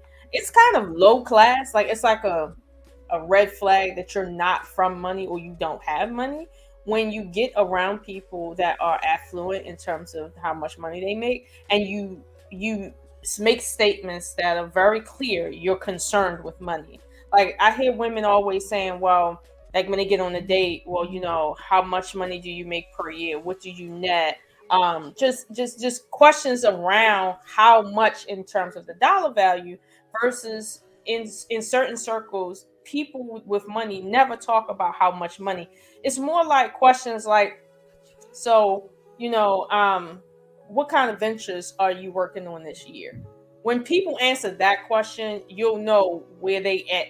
Like people don't need to ask you how much money you make and you say, well, you know, you're meeting with a certain executive board on new technology that you've closed a deal on selling to the US government. Like people don't need to know that you make 6 figures, if not 7 figures, when you open your mouth and you talk. Like I've never asked a man how much money do you make, but I know how much money people make. When you own your business and to pay your staff is costing you $800,000 a year, and that's just from your own business. I know how much you make. You see what I'm saying? When you paying $800,000 out to your staff, so I don't need to ask you how much money you make. I walk in your house and I see, you know, I you know me. In one of my past lives, I was a real estate agent, and I'm like, oh, this about 1.6, 3.5. Like I don't need to ask you how much money you making, but see that is the telltale signs of a female that's poor. That obviously she's one of those lower class women that just need to be taken care of, or the princess type. And people don't know that they're giving their status away when they do that. I'm not saying don't be concerned with whether or not a man can afford, but I think as a woman, you can deduce if a man can afford to be in a relationship versus if he's on par with your lifestyle. Some men, whatever lifestyle you're at, they can keep you at your lifestyle or maybe a little above. Most men are not going to take you 3-4 steps outside of your class. Like they're not. But if you're going to do something like, i.e. practice hypergamy, because you're trying to move from your class system through marriage, right? You have to do it based on how the game is played, basically. You can't do it based on how you feel. And a lot of times people get to talking like, well, you got to measure up. And then when I look at you, I'm like, well, okay, let's talk about measuring up. How many women can say that they demand that a man make 7 figures or $300,000? What do you got to look like to qualify to say that out your mouth? You got to look like the baddest bitch in Nebraska. That's what you got to look like. You got to be snatched. You got to have like 5 to 3% body fat. Your titties got to be sitting on high. Your ass got to be sitting on perky. You got to be able to crack a walnut with them thighs. And you have to have a pleasant attitude. Mm-hmm. To qualify. Now, it doesn't mean you're going to get it. It just means you qualify to try. So, yeah. If you're going to demand it. Now, women, to give you true power, let me teach you the art of how to be in the room with people of that caliber. Number one, I don't give a damn what nationality you come from. You cannot be a ghetto ratchet. Meaning, take some time to look at a dinner plate setting. Know how to use every fork and spoon from the inside out. Yeah. There are a multitude of glasses that are placed on tables and you know, higher end establishments. Please know which glass is for the water, which glass is for the white wine, which glass is for the red wine, which glass is for the brandy, things of that nature. Hey. That little Tay only had crayons in the 2nd grade. I'm not doing this with you, sir. I'm not doing this with you, sir. Yes, I believe in bringing back etiquette in charm school as well. A lot of you women could do to find a golf course. I mean, all of you that have gone to college and you young women that are going into college for your gym elective, take golf. Actually go spend some time on the greens. Do the full 18. Okay, don't give up on the back end of the game. Just work it on out. It's a lot of fun. It's great exercise. Anyway, like actually be in places where wealth is. Also, when you're working and you're networking with people with money, and you have the opportunity to be in the room with money, stand out. Make sure you smell amazing. Make sure you have minimal makeup on. Yeah. Get some mascara, not no fake lashes. Okay? Men with money don't really like all that makeup. And they don't really like all that fake ass them lashes either. Now, if you wear them, you're gonna become a woman that they play with. They're gonna bounce you on their lap, they're gonna have sex with you and put you on IG. But as far as keeping you, taking you home to meet their families, they're not doing that shit. Yeah. The pinup look won't do well. Konnichiwa, yes. Arigato. Look at Eat Man. Don't be sending these ratchet women to my golf. A ghetto ratchet would never make it within 100 feet of a country club's room. Jesus Christ. Does top golf count? I'm not doing it with you, Genesis. No, Jesus. No, not that. Oh no.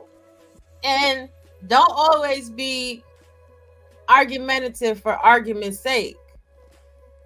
Yeah. Actually know how to have enough emotional discipline and fortitude to be able to bandy back and forth and hold your square without being emasculating. Yeah. Now see, Roy, that's a skill.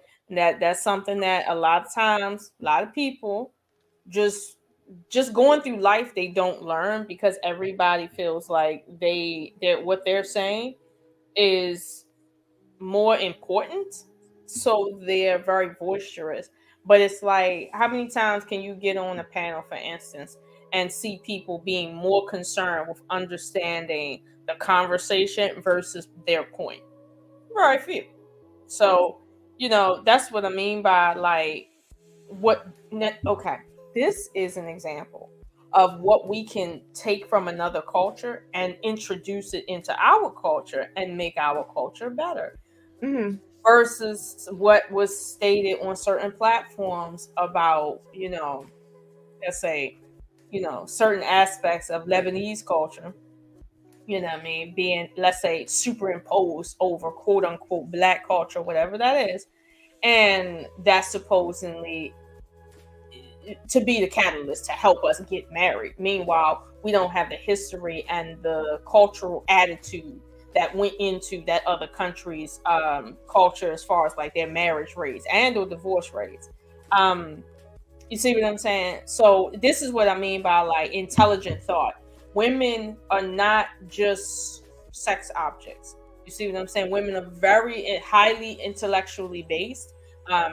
Being able to utilize both sides of our brain puts us at a certain intellectual level that if we're not operating at that level, essentially we're not competing and we're not even utilizing the very basis of why we exist. So yeah, why not just use you, if that's how you want to exist, as a piece of meat? Why not? Why use you for anything else?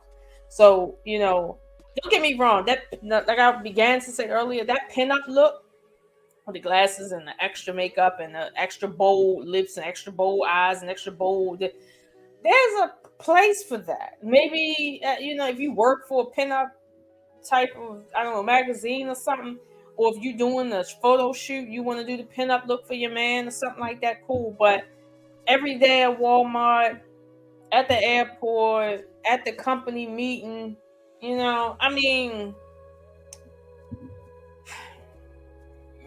Listen, a lot of women don't know the power of a natural phase, a natural beat. And no, I don't have on any makeup. I very rarely, if ever, wear makeup because it's not necessary. You want to see how real a chick is? Tell her do this. And then do this. Listen, I learned this from my sister. She was like, because being light skinned, everything show up. And I'd be having little issues. She was like, I never wore makeup because my sister told me before she died, she was like, when you wear makeup like every day, and even a little bit, it goes inside them fine lines. And the more you keep it there, the more you keep putting it there, the more the lines show up. And people think they're covering their blemishes. They're making it worse. So the most I do is eyeliner and maybe concealer on like my spots, like maybe around here, put concealer down. But other than that, like I don't really like. I be seeing some of these makeup tutorials, but I be like, that's a lot. Now I do like. Let me be honest, I do like the Arabian eyes, them girls that be doing them, the color, the different colors and all that other stuff. That's cute. But I'll be honest with you, it takes a long time to get that on your face in the morning. I don't see that being something I would wear every day, but I would try it on occasions. But like I said, time and place. I'm not doing that everywhere I go. These females act like they desperate to get a dude, but then they not really desperate to get a dude. They desperate to talk shit like that's what they desperate for. Let's talk about it. No, sis, let's talk about it. They not. They are desperately in competition with other women while acting like they're part of the sisterhood.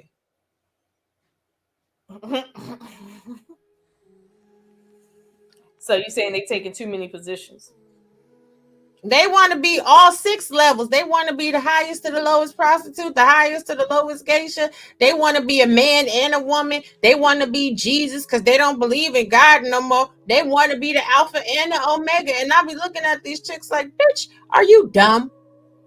Like that's just how I be feeling looking at these hoes. Well, and they don't really push back for the old hoes. The young ones are just dumb. The old ones, that's the ones that yeah. Well, the old hoes now. See, now we about to pivot to somewhere else. Old hoes versus young stupid bitches. Okay, the old hoes knew they fucking position. See, you got old hoes that had husbands for 50 years. If you thought your grandmama and them, see, I can't even say great grandmama to some of y'all hoes because y'all don't know who your great grandmama is. But if your grandmama was married for the majority of her life and you think she wasn't on some hoe shit, bitch, you stupid.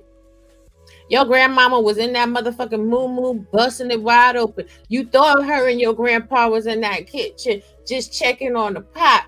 Your grandmama was bending it over the stove real quick while she was stirring up the soup for y'all on the Sunday evening, getting her licks in real quick. The old hoes, even if a chick was dealing with somebody else's husband, she was real quiet. There are stories across all of America where people didn't even know they had another family until the funeral. It wasn't until about the 60s where you had that dumbass song, Barbara, this is Shirley, and woman to woman. Before that, bitches kept their mouth shut. See, a lot of women think it's a flat. Shut up. Not that's why your grandfather ain't really your grandfather. It's the milkman. It's the milkman.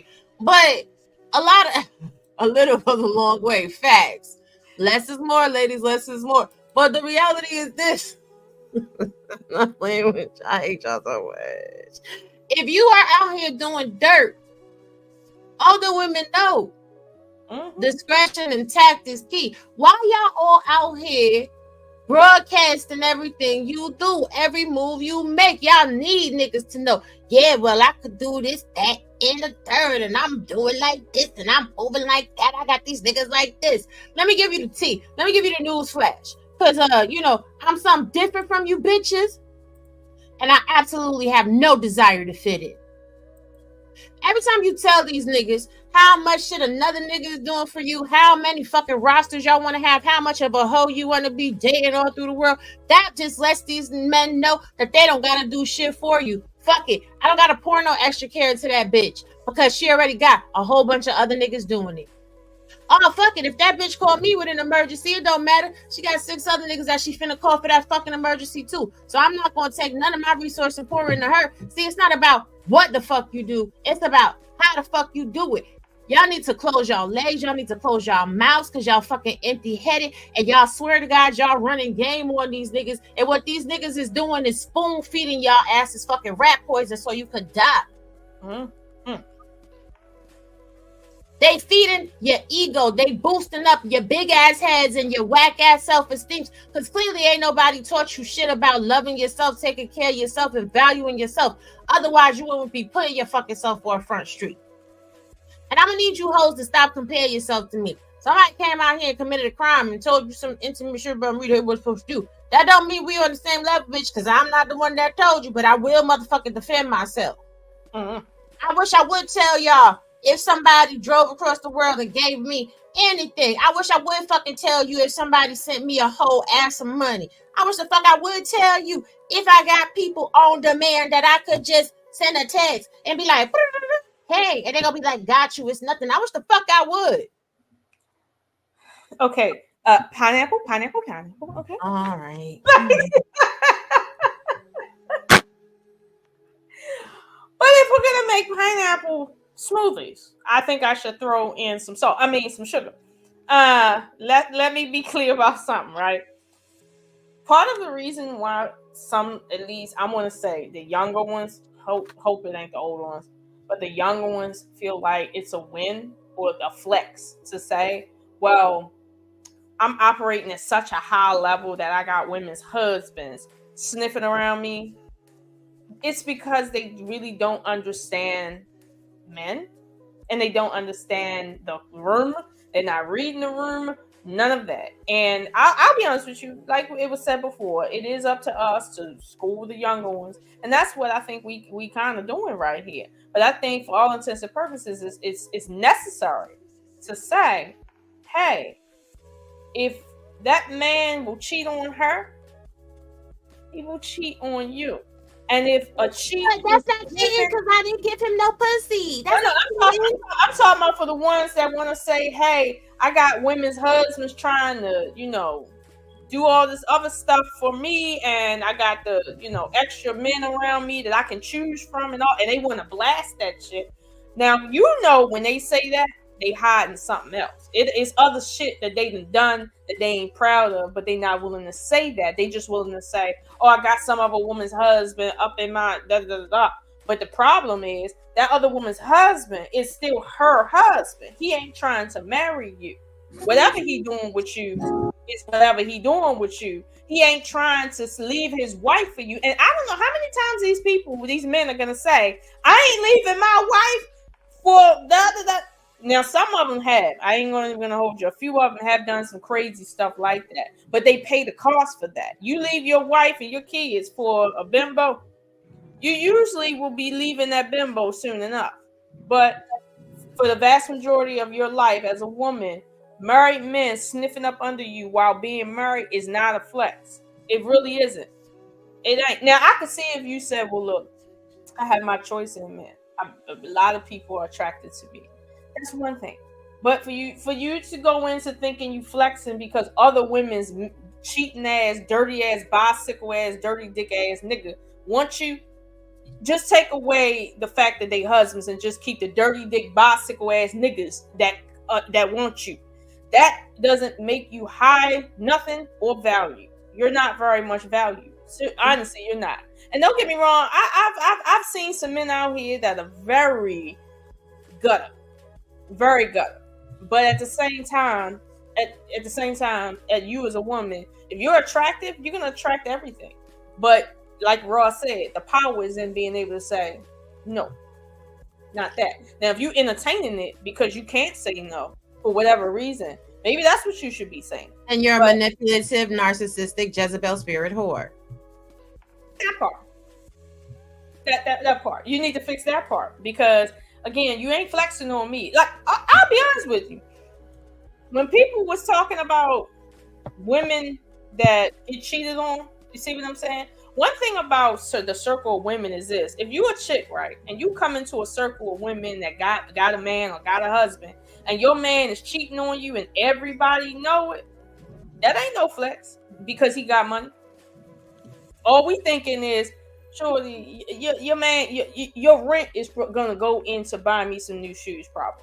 That's not a flex. So to say I got 4, 5, 6, 7 men around me and 3 of them married because I'm just so yada yada, it's like, listen, you're not that great. You're not that great. Let's take it deeper. Because a lot of people get it twisted. They be like, well, we didn't have sex. That's why I threw that part in. So they think that's not cheating. It's spiritual cheating. I don't believe that. I don't believe that, nigga. My father told me men follow their money. Men don't follow air. I don't know. Men follow money.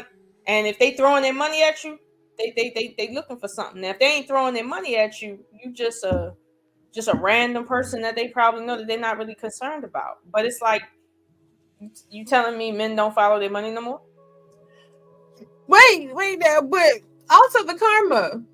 Mm-hmm. That emotional cheating that a lot of you young women be participating in, thinking it's cute. Oh, he's a friend. You know, we had a song for that back in the 80s. Lola, you remember it?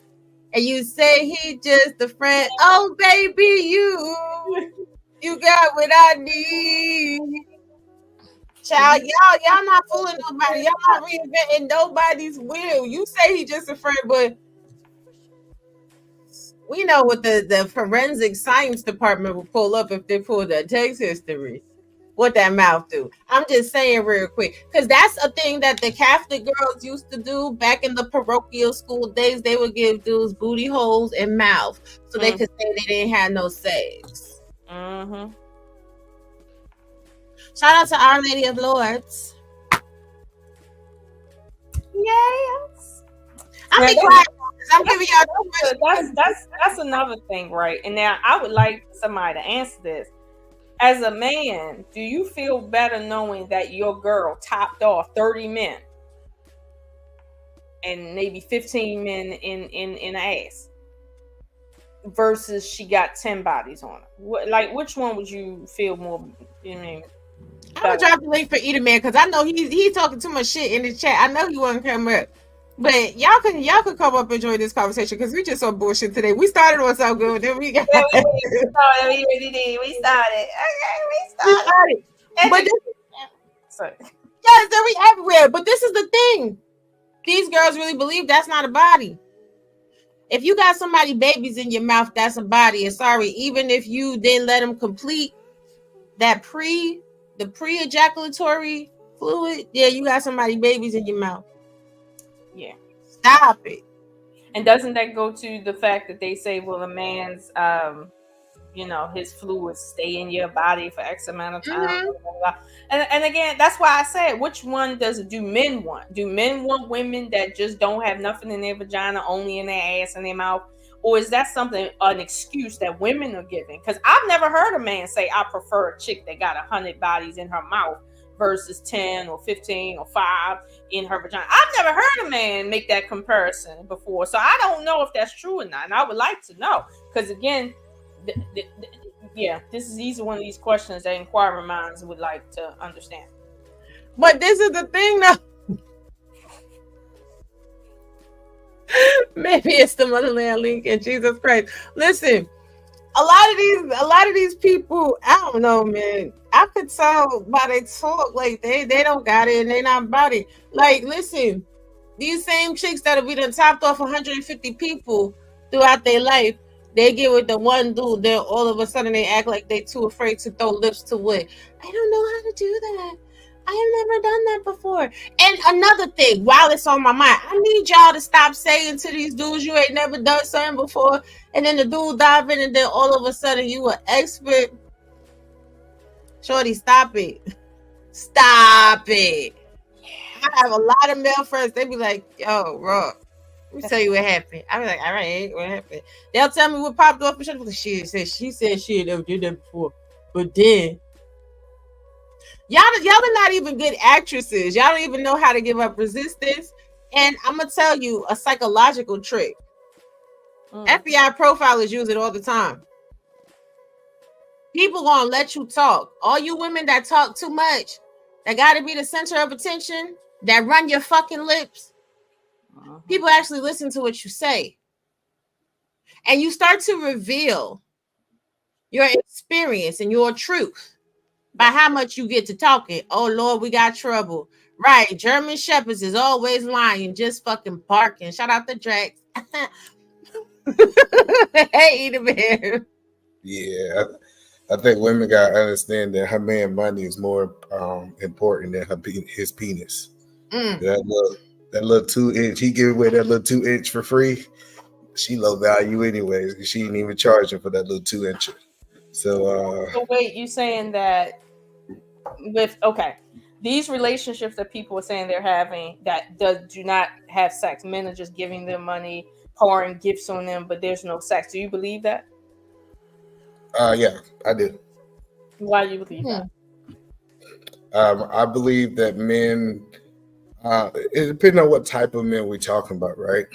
It is men that have abundance of money that them giving it away is almost like giving it to charity.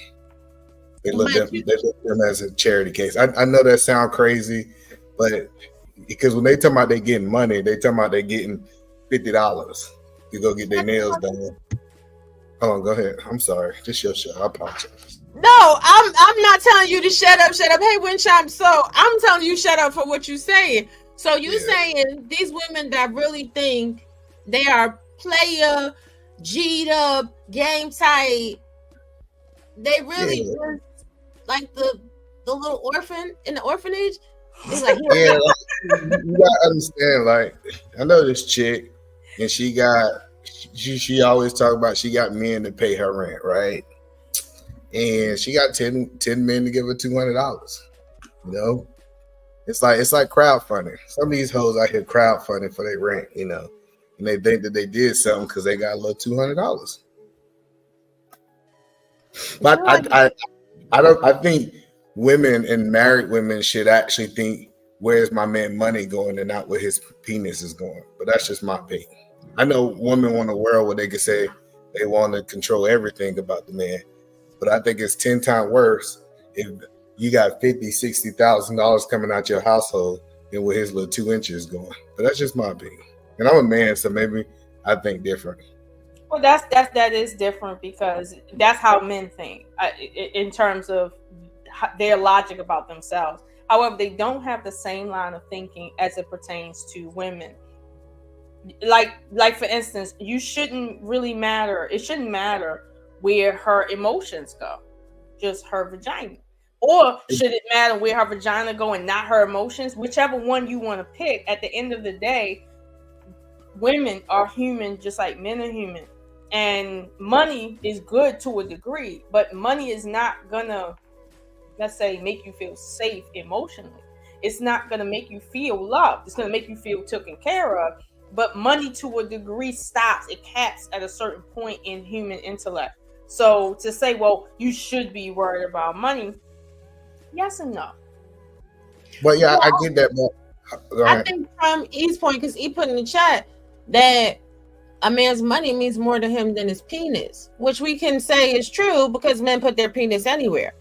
So what means the most to a man is his money. So if your money is going somewhere else, now we got a problem because men have emotional attachment to money.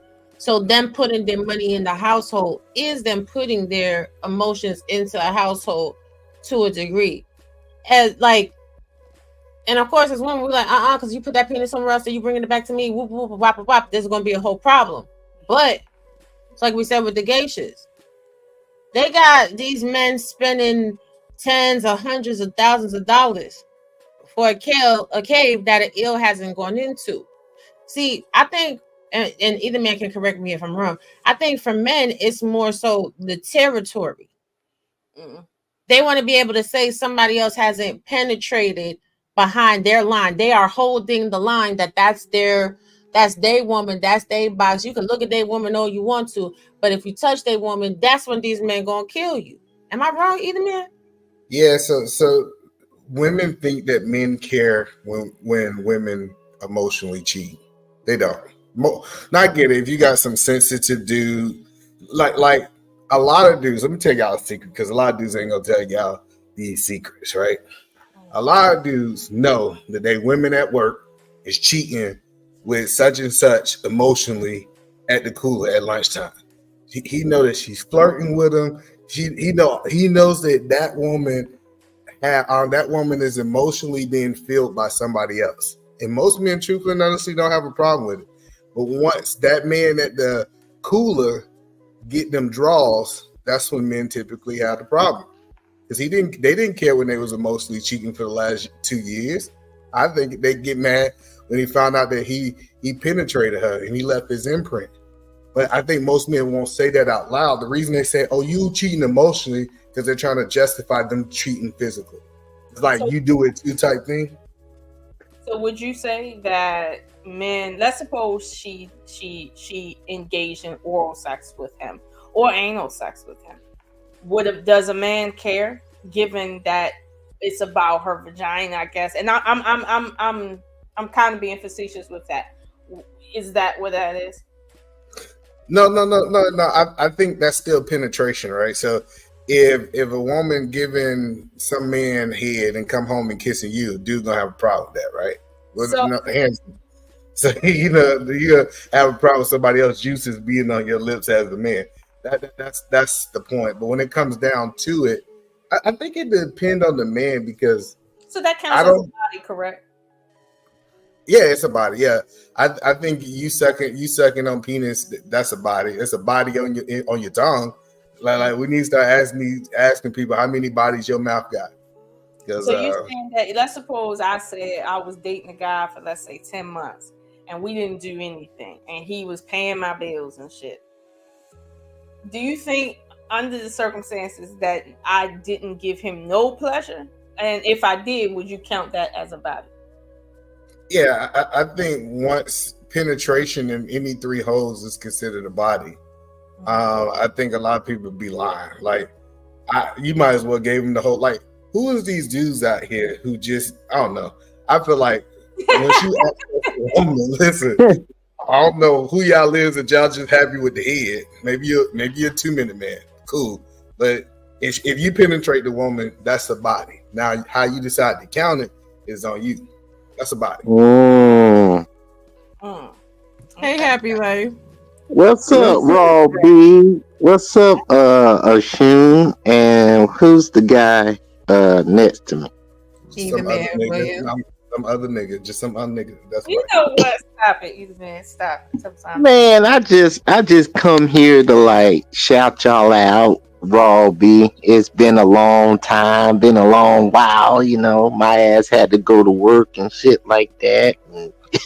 Haven't came to visit y'all, so I just came to shout y'all out. And I ain't got no input on the topic, so my ass will be in the chat. All right, see you later. Thank you for coming up. Okay, listen, this is the thing. I think people do need to, if they're going to count all the bodies, count all the bodies. Count all the bodies. That mouth for the street. What that booty do? That booty done been ran through. If your woman gotta go get her anus bleached, she for the streets. Yeah, I don't know. I don't know. I think this idea that she can go and give somebody head and it don't count, that's crazy. That's still a body. But I told you, men ain't got no problem with hoes. I keep telling women this. Men ain't got a problem with hoes. They got a problem with hoes that can't keep their goddamn mouth closed. Listen, it's a lot of hoes. I'm from Atlanta, and it's a lot of hoes in Atlanta. I don't know, people want to tell the truth, but you know the difference about some of them hoes in Atlanta? They have a understanding that they gonna keep their mouth closed, and the men that are messing with them are gonna keep their mouth closed too. It's like a unspoken word. This idea that everybody know your hoe, that's the problem that people have. But if nobody know that she's a hoe, it's almost about the fame portion of it. Like do this bring me shame? If it doesn't bring me show, I think a lot of dudes wifey hoes. But that's just my Well, opinion. that's what I was getting ready to follow up on. That's why I think that the shame has left, because people have noticed little by little that I can say that I am a whole 304 and I'm not shamed for it in a conversation. And there's some man out there in the culture that will find a way to forgive me for that, lifestyle. So therefore, why should I feel ashamed of it? It's not gonna hinder me in any way.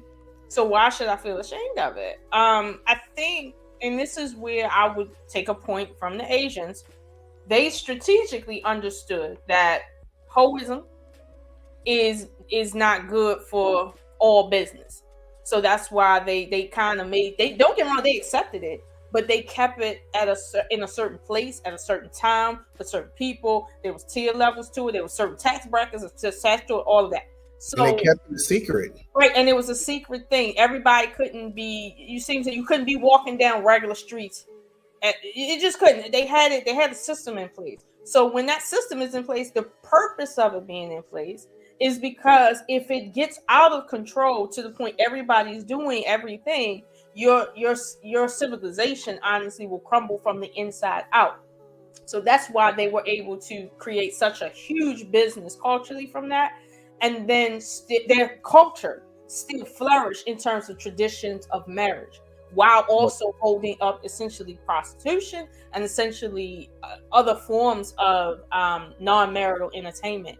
That's why, because they understood there's a place for everything. In this case, I'll be honest with you, some people may say Black women specifically, don't speak out enough, and we in the sisterhood and all of that. But I'll be honest with you, there's not enough men that, as me and Roy are saying tonight, say no to hoes. Because again, you don't like hoes thinking that they wife material. You want hoes to stay in their place. But the problem is they're not ever going to stay in their place if they can get your attention in the way that makes them feel up here that they're worthy of anything. And again, if you give them your money, they think they numero uno. If you give them their money. So what I saw in Asian culture is when you start talking about hoes and prostitute, they make sure that the people that they're having interactions with don't have a emotional tie to. Mm-hmm. So it's more of a random type thing. This random dude that you mess with versus somebody that you build an emotional relationship. So they definitely have it, but we can't say that they don't have it. It's just usually with strangers versus repetitive clients type thing. Right. But hoes in America, especially Black women, these hoes get emotional attachment to money. They swear to God they getting it. They swear to God they chasing these bags and everything else. But as soon as a man doesn't want to give them money, it's the end of the world. Now he's disgusting. He's ugly. He's a bum. He's not high value. He's all of this and all of that. And I'm just like, and hey, Andy, I'm just like, you hoes got to make a decision. Either you big kahuna and you got all the chips, or you want somebody else to be the big kahuna and have all the chips. And again, back in the day, women would have money. Yeah. Lots of it. But they didn't emasculate the men. Right. So the thing is, like I said, another thing too is, do you let you being a whole bleed over into your regular lifestyle? I think we'll talk about this enough too. I know that sounds crazy. So like, it don't sound crazy to me. So it's people who they literally can be two people. They can go into that room and be a hoe, and then they can actually be another person outside that room. I know we would call it two-faced. Yeah. But what I have learned is those people in other cultures who can do that can still find a way to be acceptable as a wife after she retired as a hoe. See, there's a lot of retired hoes who got married in these Asian cultures that people don't know about. But this is the thing. I don't even think that they are retired hoes. I think they are compartmentalized hoes. This is a message that I have for all women. You better be on some hoe shit in that bedroom. Be on that hoe shit. And then when you leave the bedroom, put on, you know what I'm saying, your mommy roll or whatever else. Like, come on now. Oh Lord, we got the drip show here. Hey, the drip show. Oh yeah, you know he know about these hoes. I'm so happy my boy Drip came up here and talk about these hoes. No, I don't. Stop eating, man. Why you up here giving away our value information, bro? I tried to boot your ass from the chat. You look. Shout out to Raw B and the ladies on. Hey, boo, hey. I like. Listen, like I tell people this right here is these hoes ain't gonna listen. We can tell them whatever. They still gonna go out here and be tricking for a bag. Come on now, let's stop. I mean, women Look, trick too. we buried this in behind all the educational teaching. You know, I like to teach these hoes something, but I like to educate these hoes a little bit too. See, I'm gonna educate you hoes, and then I'm gonna give you some game so that you can, when you go out, now when you're having a conversation with somebody of money, you can talk to them like you a little bit cultured. You know what I'm saying? Right. I got you. I mean, somebody got to do it, huh, Robbie? Somebody got to do it. Somebody got to do it. So when they come down to these hoes, Drip, I'm just curious. You think that these hoes just ain't doing it right? Hold on, let me ask you a question. Do you got a problem with a woman being a hoe? Let's start there. In dating, no. Period. Like, do you got a problem with her being a hoe? Like, so what's your version of a hoe? A hoe is a woman that sleep with multiple men at one time. If I'm getting to know somebody, I'm not the one to spool all these, YouTube talking points and rhetorics. I'm not asking for body counts, mouth counts. If I don't catch the vibe early, then that's on me. You know what I'm saying? Right. But if I'm dating and she's moving around, that's something I got to accept. But I won't hold her accountable for it, especially if it's going on while we dating. Now, if we lock in, all they got to stop. But I don't have a problem with women dating while I'm dating. So the whole point that I'm putting out there with the modern man, most hoes got a better chance than the virgin. Oh. Yeah. So when we have these conversations, the point that I say is I think most men, and I'm not saying some, most men want hoes. See, let me just explain why they would want that though. Only because a lot of these guys are socially awkward. They don't go outside. Like they don't even know how to approach a woman. Like their anxiety kicks up so bad, like they almost have hot flashes type shit. But that's another story. But at the end of the day, like if a woman approaches a man and she's a confident hoe, he going. It's not he going. Especially if he ain't even been approached in months, years, he's going. And I've been telling women this forever. A man is not marrying because he can't find the right one. It's just because he chooses not to get married. So the gentleman, let me ask you this question. Knowing that most of these men are going because they're thirsty for attention, the women that play up to that, would you say they're manipulative hoes, especially when they know they ain't gonna give them no sex? Yeah, it's a motive. So, but hold on. So, who do y'all think ain't getting no sex? See, this is the era in the conversation, right? So, first of all, every hoe got a breaking point. Not a breaking point.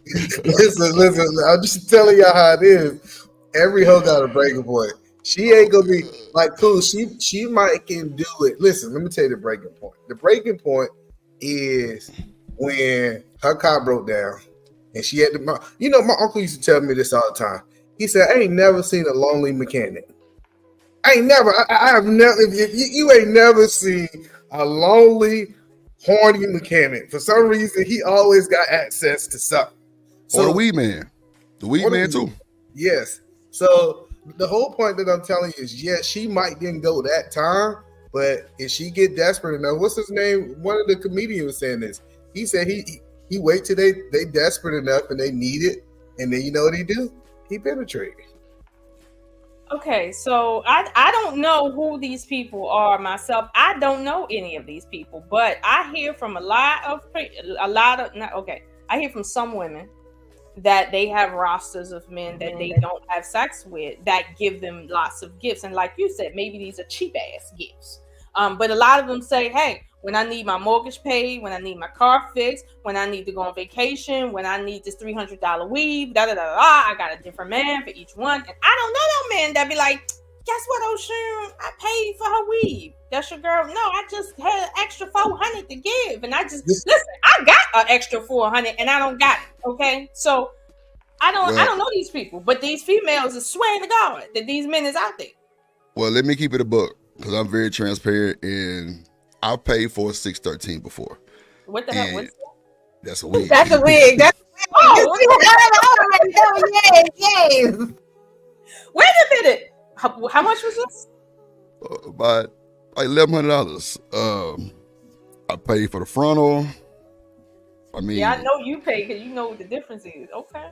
Wait a minute. Don't put me out there as a payer though. I actually was in a good relationship, and I noticed because like I ain't the guy to say nothing about wigs and makeup. That's not me. If that would boost your confidence, do your thing. But so Get I on bought top all of that type of shit. Get on top. I'm just saying wigs. I'm saying niggas, if they buying wigs, women know how much wigs cost, right? So if a nigga pull up with $150 bundle wig, then you know what I mean that's just what they accepting. Like you say, our gifts might not be good gifts, but a hoe gonna want a good gift though, right? Like she ain't gonna want no. No, but hold on. You was in a relationship though. Yeah, you was in a relationship. That's yeah. I was in a relationship. Like so I That's just not what you talking about, Drip. So hold on. Let me. So it is men that are insecure about their sex game. All right. So it's guys out there that's insecure about it. They feel like they can't perform and they want to be around a certain type of woman, and he will spend money just to keep her around because he know that he cannot keep her around with his sex game. So women can be telling the truth. Like, I got this dude who don't want to have sex, who might have a problem having sex, that he's willing to spend money because he just want my attention because of quote unquote he can't perform in that area. So I do believe it's men like that. I just think it's such a minority of men that does it. And he might not just be tricking on her, he might be tricking on 4-5 women. So imagine one dude with money and he giving money to 4-5 women to get their nails done, hair done, and he just insecure that way. But this is the thing, right? It's still transactional because even the dude that can't get it up, his fingers work, his mouth work. Do she care about that though? So she a 304? Right, she don't care about if she gonna get penetrated. If all he want to do is rub on that thing, kiss on that thing, and then he gonna drop her off a whole bunch of money, she good with that. Plus, you gotta cuddle up with these dudes, you gotta hug these dudes. Not me, but you know these chicks out here because they be like they was laid up in the bed. You know what I'm saying? Stayed in the house and cleaned it, so you had to cuddle, you had to be touched on. I had to touch on your body in order for them to give you that money. You might as well take it to the max. Yeah, but I don't think I think as many women have a roster as we think they do. No, but they do. No, let me tell you as a woman, these hoes do. These hoes do. When a see, but you married, so you can't shake your head and say that because you married. Sit back and watch. Just observe bitches. Next time you go to Starbucks or some shit like that, you go to Chick-fil-A or some shit like that, just watch the shorty in the line. You gonna see the bitch over there on her phone. If you get close enough to peek over the shoulder, you gonna see Tom. Tom finna get a text. Then you gonna see Raheem and them. He finna get a text. She finna have a call from Becky and them while she texting Tom. You missing what I'm saying though. You missing. I'm not saying that she ain't fucking a whole bunch of people. That's not what I'm saying. I'm saying she don't have a whole bunch of dudes financing her life like she says she do. Now she might be sleeping with now when we talk about, I think 7s or better, right? 7s are better on a real schedule. We ain't talking about the scale that all 10. They have the option to have rosters. But it's a lot of girls who's getting pulled up. I'm telling you, they get pulled up. You know, you get that text at 10:30 at night. Coming through because you're just not worthy enough being seen in public. And we don't talk about them enough. And I believe that the majority of the women are the women that are 10:30 late night sneaks. Not seen in public. So I'm not going to ask you this question, Rob, because I ain't trying to get shot. But the young lady, what's Miss Osha? Do you have a roster? No, I don't have a roster, no. Okay. Are you married? No, I'm not married. I am involved though. Oh, okay. Cool. Okay. Well, they hoes. Hold on a second. Let me answer this question. Hey, Chaos Rings. They is hoes. Let's not get this shit twisted. Because a regular chick don't got time to be texting a whole bunch of dudes. She don't got time to be sleeping with a whole bunch of dudes. She don't got time for none of that, especially if Shorty's a chick that's on top of her shit. If you dating a woman and a woman has to go to work every day, we're not even going to add in kids. We're not even going to add in school. Just going to work. Getting the energy and the wherewithal to get ready for work Go to work, deal with your fucked up ass coworkers, deal with your boss if you're not the CEO of the shit. Make it home. You know what I'm saying? Get your paycheck. Make sure your house is decent. God forbid you gotta pay. You don't got no fucking time. Regular chicks do not like the phone. Regular chicks will keep their phone on silent. You will be lucky if you get a text from a regular chick once every couple of days. What do you want? Why are you calling me? Anytime you see a chick that want to be on the phone with you all day and y'all are not in a relationship and y'all are not building to a relationship, anytime you see a chick wanting to text you all day and y'all are not building to a relationship or being in a relationship, she a hoe. And y'all really need to start paying attention to the text styles and the text profiles. Because what hoe bitches do is hoe bitches will fuck around and send you a text that is not fucking meant for you. If you ever text from a chick and she like, oh my bad, wrong thread, I meant to send that in my friend group. No, nigga, she meant to send that to the next nigga that was just fucking texting her. I mean, I've done that before. The next nigga that eating that pussy. That's right. Let's keep. But a hoe ain't got time to lay up though. No, I ain't gonna let Rob B get at this because every woman that I deal with was not a hoe text me all the time because I was an almost high value man. I ain't high value, but I'm almost. Listen, I'm never had a woman. I'm just telling you, I always had women text me all the time. Women who wasn't entertaining anybody, but since I almost was high value, they said they wanted my almost high value self. They was interested, Robbie. They was interested. They will text every day, all day. No, listen, I'm trying to give y'all the game. Now, I don't sit there and refute what y'all say about the male perspective. You cannot refute what I'm saying about a woman's perspective. If a woman is throwing herself at you, no matter what the reason is, that's a hoe ass bitch. Because a woman that's gonna get your attention is not going to oversaturate. Because as women, we understand men like the chase. All them bitches that used to text you all the time because you was almost high value, you ain't married to another one of the whole of them bitches, is you? Now the point that I'm saying is when a man's busy and he ignore women typically pay him a lot of attention. I know I get your perspective. Now, if a dude he barely like texting you and you know that he's getting to the bag, she gonna want his attention because she want to be special. And I get you might look at it from a different angle. Now, I ain't talking about the dude who always texting you, always good morning, beautiful. No, I'm not that nigga. I ain't doing all that. But the dude, go ahead. No, I'm giving these hoes the advanced game, right? Because you always gonna have that one. You're gonna have that one that's extra sexy, his bread right. You understand what I'm saying? He be on your mind all day. But the difference between a woman and a hoe is gonna be like, damn, I want him to text me. Why isn't he texting me? She's gonna text. The one that's gonna catch him, she not. The one that's going to Rob, I'm trying to help you understand. Yeah, Rob, like everybody not like that. Listen, if a woman go 3 days without texting me, I might have forgot about it. I literally might be like, hey, check this out, because you got to understand the roster work on our side too. Listen, so if you not engaging, if you like a type of person that say, I'm going to wait 3 days because I'm so busy, in my mind, I'm like, you're going to be too busy to be the type of woman I want anyways. And I'm going to throw the deuces. That's just ladies, take it from your highness. No, we not saying you're not wrong, Robbie. I swear, because you. No, I know. They might say they'll forget you after 3 days, right? But when they sitting there and they get tired of them raggedy assholes that ain't talk about shit, if your conversation is right, if your mental right, they're gonna be like, damn. But that's a whole other story, Robbie. The mental and conversation is a whole other book. A lot of these niggas can't do nothing but text. Right, but that's what I'm talking about. We talk about the difference between hoes and good women. So men need to understand that. And Casper made a good point too. An immature woman will overtext too. Yeah, that too. What you doing? Yeah, what you doing is all day.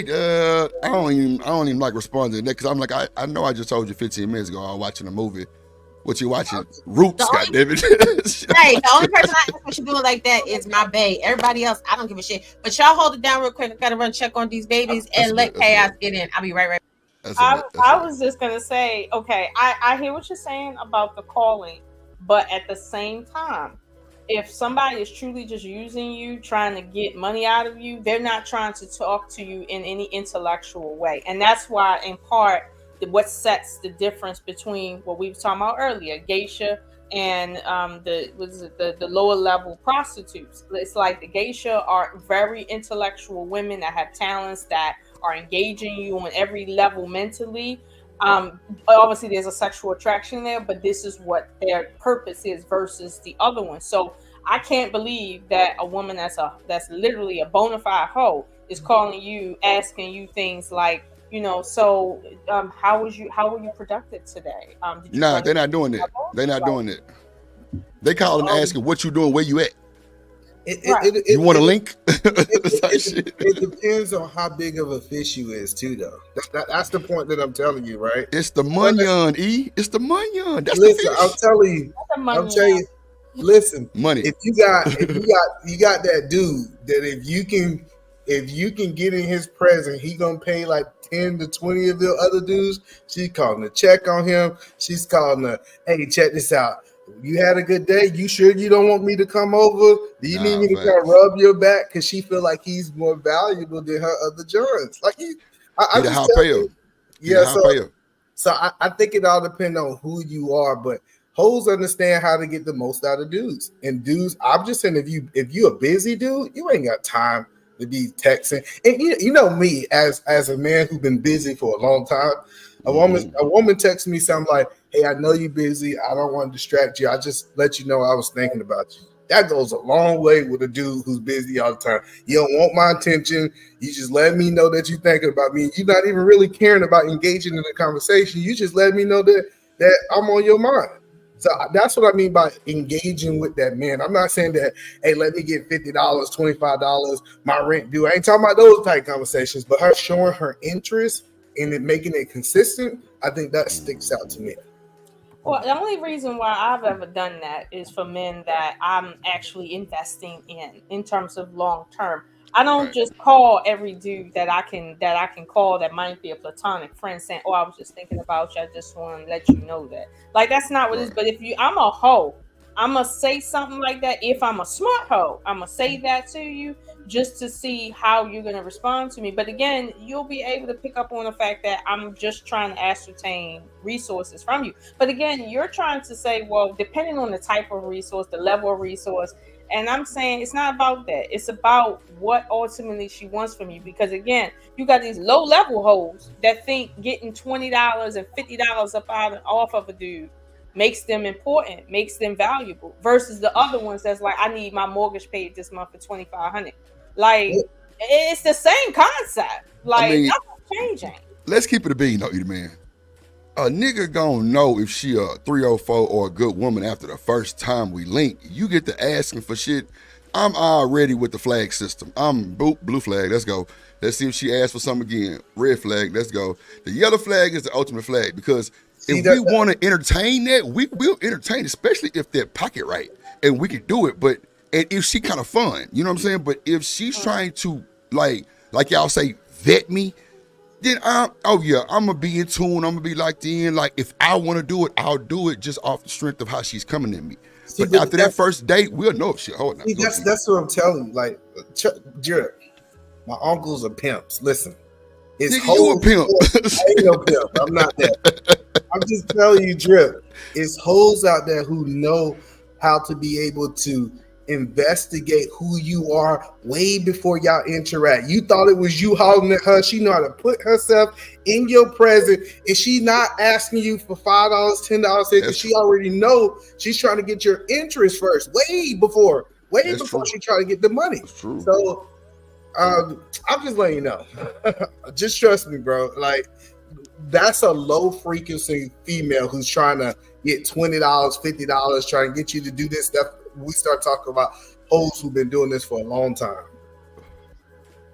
I mean, hoes get changed in the house with her sometimes, and I'm gonna say that with laughter because so explain that. Explain the hoe to a housewife, because there's some people that would say that's impossible. Man, explain that's a lie. How that is possible. See, this is the thing. Not speaking for a woman because I have no clue, but just as a man, if a hoe gonna be a hoe, it's only so long she gonna want to be a hoe. And hoes have dreams too. Hoes have visions to be married women too sometimes. But if I'm doing everything to keep her busy and away from whatever she's trying to go to, that shit could be transition. As far as like showing her real love type shit, like showing like big E for effort, like being there. I always want her to be around me, like not just more of like just paying for anything or just splashing or just showing her real genuine shit, like getting her the small shit that she might not ever thought. You know what I'm saying? Think about, because for a man, it's really easy to please us, like especially if you in upper tax brackets. You know what I'm saying? And, like, cause we got a lot of shit, but the small shit really just makes our day better, like the text message. But at the end of the day, like we gonna show everything that she wants, opening her doors, pulling her seat out, like taking care of everything, like wanting to know her family, wanting to know her mama, like type shit.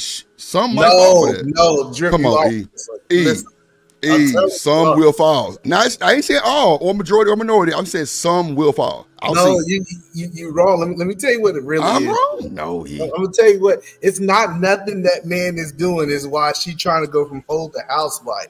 The reason she trying to go from hoe to housewife is because she's tired of the streets. Oh no. She's looking for an exit plan. I know it. I know that might be a reason too. No. That might be a reason too. Two things can be right. I mean, I ain't saying that you're wrong. No. But yeah, I've seen that part of mine too. It's not that she met the right guy, because a whole bunch of right guys have been in and out them hotel rooms, and none of them convinced her. She's like, you know what? I'm tired of these streets. I'm tired. I think women do get tired. And see, this is the problem that I hear a lot, is that these women, they just once a hoe, always a hoe. That's crazy. It's just such thing as retired hoes. They say, hey, I done had fun. I done been in these streets, and I am ready to give up this wholeness. And they done been around men, so they know what men want.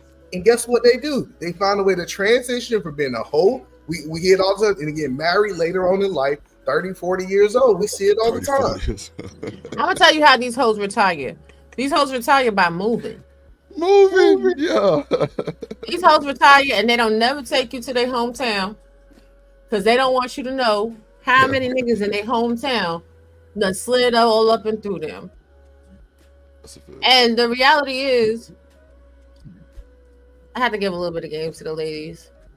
Stop asking for shit. Just stop asking for shit. If you really that good, if your pimp game really that strong, if you bout that life, a man is gonna give. We will give though. Around you. Men know how to get women caught up in the Cobra clutch. Come on, a lot of you folks was really broke while y'all out here stunting. Come on, bro. A lot of y'all bitches need them crumbs to eat. A lot of y'all bitches need them crumbs to look good. A lot of y'all bitches need them crumbs to be on your motherfucking game at all. So y'all be real thirsty. And I'm telling y'all, to the dudes, if you want to trap a hoe, get a bitch some money. That's how you really break a hoe. Keep giving a bitch money and then don't give her no money. All of a sudden she gonna give you some pussy because she want that money back. But Rob B, I get it. So, but I want to know, Rob B, do you believe a woman can transition from a hoe to a housewife? No. Because I don't believe that a woman should have to transition from a hoe to a housewife. No, that's could she? Yeah, see, you gotta deflect it there, Rob. You gotta watch, Rob. I asked, could she? He said, I don't think they should. I didn't say what they should. I said, is it possible? Is it possible for a woman to give up her hoish ways? You know the funny part about listening to Rob B? I literally see this. We literally see this. We have seen crackheads. Hello. She said, let us stay in the streets. Hello, listen. Every time I said put a ring on it, and then maybe she see that gold wherever diamond ring, that street tune comes. Listen what I'm telling y'all guys. It's hot. They're asking for me to come back in here. I said, just go back to the streets then. The streets, that's you must belong to. No, we done saw this happen. Listen, like if you stay by any Muslim community, we done seen crackheads, we done seen prostitutes, we done seen the worst of women go into a mosque and come back out a wife. I know y'all don't want to agree with it. That's sad. And that is sad because the mosque is matriarchy. Let's have that conversation. Oh, that's about another 4 hours of streaming. We didn't have that conversation today. We didn't have that conversation today. Listen, but that's real Muslim, not the pseudo Muslim nonsense. They are very patriotic. Yeah, matter of fact, just the other day, somebody took his wife out, and they both part of that community, and they, Arab looking. He, took her life and took his. It lasts for a lifetime. Listen, it lasts for a lifetime. I'm telling you, I promise you, like, people can say whatever they want to say. I done seen the worst women go into a mosque. They go through these classes. They do all these things, and they come back a totally different person. They're not that same hoe that was walking the street. So we got to stop saying that it's impossible for a woman to go from a hoe to a housewife when we have seen evidence of crackheads being completely changed and being people wives later on. Like, so let me ask the important question: what age do these so-called hoes that go to mosques to get reformed become wives? It don't even matter. They change it. It's not. You don't see just one age. Think of giving grace. Now, this is the thing. Like, someone can put on a mask for a while, right? But just like alcoholic, drug addicts, whatever, they gonna have that relapse because it's not that they change. Exactly. It's that they choose not to engage the behaviors at the same rate or in the same manner that they used to. I know bitches that used to be at the strip club, right? They used to be popping it, twerking it on the damn the pole and shit like that. They want to get settled down. They want to get married. So all right, cool. They don't strip no more. But you go on them bitches' phones, them bitches are still howling at them old clients. They having a whole bunch of fucking conversation. So is that not still whole shit? IG, they got social media. Remember, Robbie? Well, I mean, Robbie, it ain't gonna happen in goddamn 365 hours. But it's a transition though, as we you know what I'm saying, shut that shit down. Like I'm telling you, like some women just really, like either man say, just tired and just want to be loved. What if that nigga really bang you up better than any other client you ever had? You gonna think about this shit, huh? What's the likelihood though? Of what's the likelihood any time of the day if you 304 the right way? If you out there popping it and hitting the rooms, what if that nigga drive your shit through the wild and you can't even go to the next client? You like, damn. So, the reason why I ask is because a hoe isn't a hoe because she need money necessarily. A hoe is a hoe for much deeper reasons. So when you say, well, this, that, and third, I'm saying, what's the likelihood of that happening, generally speaking? But now you're moving the goalposts because it don't matter about the time, right? We just saying the transition between the hoe and to the housewife, and then you talking about the hoe. I want to know, really, are you giving people hope that they should invest in hoes? Well, look, listen, let me. I'll tell you the likeliness, right? And the reason that I said Muslim because you got truth in the chat twerking, right? He twerking. He over there twerking in the chat. And what he don't realize is Muslims in America have the lowest divorce rate and highest marriage rate. 21%. They getting divorced at 21%. And so the whole point that we start saying that you can't change it. The crazy part, Miss Oshu. Okay, wait. Before you go on with this nigga eating man. I mean, hold on. Before we get there, when it comes to Islamic marriages, a lot of those marriages are not on the quote-unquote federal government list as far as marriage. I don't have to be legally married to be Islamically married. And in that culture, they do not look at the federal government as their thing that keeps them in alignment with Allah. That's not how they see it. So when you say they divorce at 21%, I've been in the masjid and I've seen how one chick could be married 3-4 times to different men in the same masjid and divorced 3-4 times in the same masjid, married 5 times within 10 years and divorced. And it's like, I'll be like, yo, what's the difference between that and that? And they say it's totally halal because you're married. And again, when you got stuff like mutta involved and people really believe in that. And I don't know if you know what mutta is legalized prostitution according to the okay. Like if you want to get with a girl for a night, you marry her under a contract for 24 hours. What? Yeah. Wow. That's the thing. So my thing is, it's really not different. It's just different in the look of it because the federal government isn't regulating that. But go ahead. Yeah. No, so what I was comparing is, I'm not saying like a dude who just goes down to the local strip, whatever the strip is, and saying, let me take this hoe and I'm about to transfer her to a housewife. That's not what I'm saying. Okay. I'm saying the whole point that I am saying, it is a realistic expectation for a woman to go from a hoe to a housewife. Now I know most people, we on YouTube, and a lot of people say they're gonna fight it. They're gonna say that it doesn't exist. They had to be a wifey material all the time. And then what I do is I'm telling you that it's realistic. And I'm just from my personal opinion, when I say my personal, I know facts that women that went from she was a hoe. We know it. Women in high school, she was getting ran through in high school. Then all of a sudden, she married 3 kids and she put away her hoish ways. I think hoes retired, and I think yeah, but she didn't do it in the town that where she went to high school at and everybody ran through her. Right. Well, some of them do, but listen, because they found that nigga that was in the military, a nigga who came into the town who didn't know no better. But the hope is usually an outsider that usually wife for her. You're right about that point.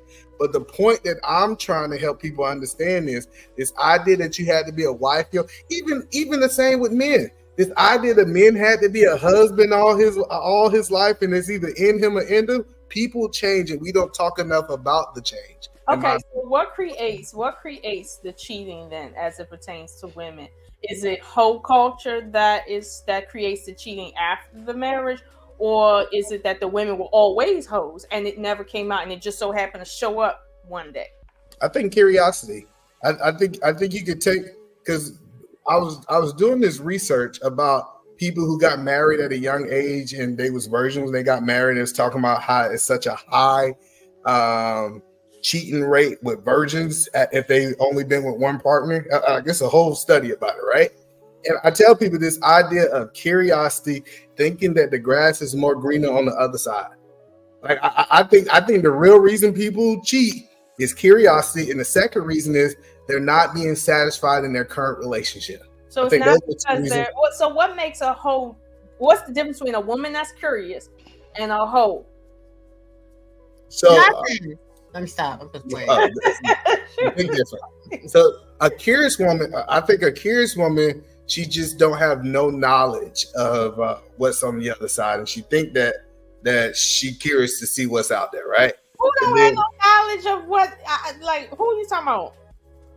We talking about non-hoe women who wasn't hoes, said they was with 1 or 2 partners, and they married their high school sweetheart.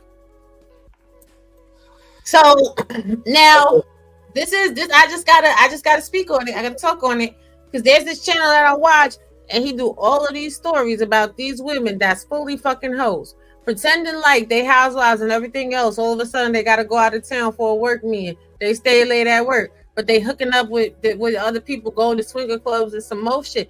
Like, I get it. I know y'all believe most people going to swinger clubs. Like I think we just speak to a very small group of people. I don't think a whole bunch of people is going to swinger clubs. I don't think a whole bunch of people are stepping out on their spouse. I think the people who actually, another thing, the reason people step out is because they have the option to. Most people ain't even got the option. They paycheck to paycheck. They both working 60 hours. They don't even got time to cheat. But wait, most people that cheat are poor. Most people that cheat are poor. That's what I was getting ready to say. Like they say Pookie don't have no money. He get all the butt, and all these low level females getting. Pookie ain't got no job though. See, that's the point. Pookie ain't working. Pookie wouldn't be cheating if he was working. I mean, he wouldn't be cheating if he was working 60, 80 hours. But that's what I'm saying. Poor people cheat. Okay. So look. I own a party bus company in the city of Houston, right? So there's a big oil tycoon guy who pays for these same 3 chicks every third Thursday of the month. Like, he buys the hotel, gets the key. You know what I'm saying? My driver gets the key, picks the girls up, take them to the hotel, and they come back and they tell my driver everything. The guy doesn't even touch them. They all pretty much rubbing on him, doing some old dominatrix shit. He don't get no type of, he getting the dominatrix pleasure, but he's not busting or nothing. Like, they literally be talking about the nigga, and they be counting $50,000 every time, 60,000. Like, it's some wild shit going on out here. Like, women that's in that type of situation, they probably come from that type of situation. A lot of them be runaways. A lot of them be, you know what I'm saying, parents that touch them type of shit. You know what I'm saying? And I'm telling y'all this because they be talking to my driver, tell them everything, and they be pretty much saying we ain't gonna never stop. So some just really want to have that money and don't do nothing with it. Half of them stay broke with the money. So, Eda, man, are you saying that women want to come out of their hoism because they It's- want to be loved, or because they broke? Which one? I think they come out of their hoism is because they tired. I think tired is they're tired of being whole. They tired of being whole. They spending time with all these niggas. Like, according to some women, now these got rosters. Like, come on. Listen. This is the thing about a roster. I've been saying this, right? That's extensive, the roster word. Hello, think about a basketball team, right? You might got 15 dudes on the team, but only 5 of them playing. Listen, when the playoffs, it's only 5 of them playing. So they tell you about the 10 that they don't sleep with. They don't tell you about the 5 that they is sleeping with. Why you gotta relate this stuff to cars and football games? Y'all need to get some other type of relative example. I don't really think the roster be that long, though. I think it probably be about 2-3 people because, like, see, I can't speak for a woman, but I just think that some women don't really have time to be tangling with 5-6 guys at one time, and you ain't getting nothing from it. Probably like something to eat, but at the end of the day, a lot of these women land in their bed lonely. But this is the thing. This is the thing. When it comes down to the roster, and Drip, check the back check. When it comes down to the roster, a roster is for a team. It's for a team. Team consists of at least 10 players. So if you don't got 10 dudes hollering at you, blowing up your phone and your inbox, you not really some roster shit. You just on some spreading yourself thin ass whole shit. And I mean, check your panties, because your panties might be crusty if you really bopping it off for all of them type of dudes. Like, what is we talking about? Even if you go into dinner with all them type of dudes, somebody should be turning you on.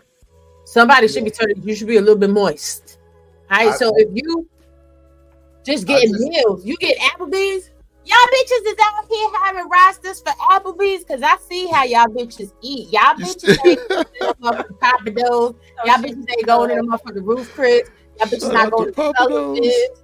Like, y'all not doing it. She throwing mad salt in the game.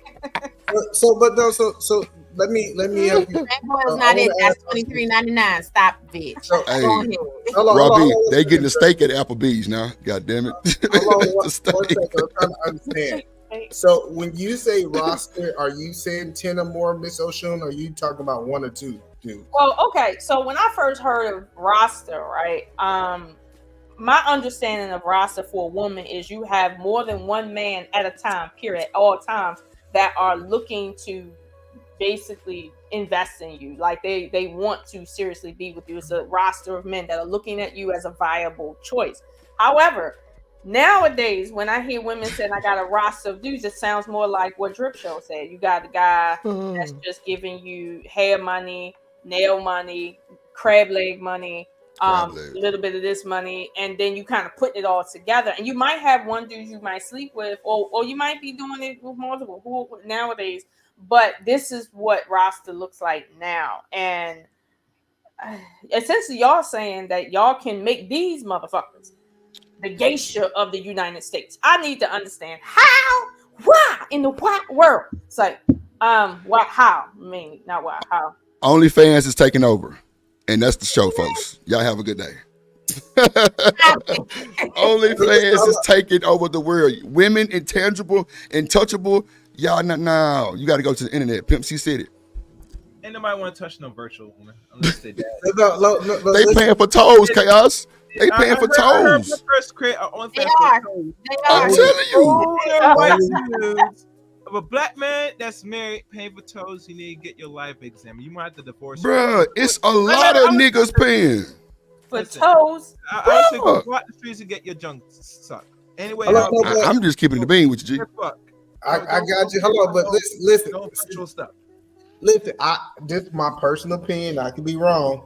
There's no woman entertaining 10 plus dudes only having sex with one of them. I don't care what lie. I don't care what lie they tell y'all. I know they want to paint themselves to be a good person. What? I'm telling you that if you got a LeBron and you got a Kobe on your team, both of them smashing. Yeah. Both of them getting in the game. Like this idea that they ain't getting in the game is a lie. But I don't think the 10 is gonna stand up in court. The whole thing goes, sex is on the table. If you deal with them type of dudes, yes, it's a must. So But- y'all don't agree that a woman can have a quote unquote roster and sex not be on the table. No, yeah, it can be on the table for the niggas on the bench. No, Tell him, E. Listen, it is on the table. It is on the table for the dudes on the bench. She got 10 people on the team. When she tell her story, she talks about the 5 dudes on the bench, and she don't talk about the 5 Them dudes niggas don't even in the get game. mentioned, right? That's the whole point that I'm saying is she's telling the truth. She just telling you about the 5 she don't desire, and she ain't telling the story about the 5 she do. First of all, listen. This is gonna sound judgmental because it is. I don't give a fuck. Like,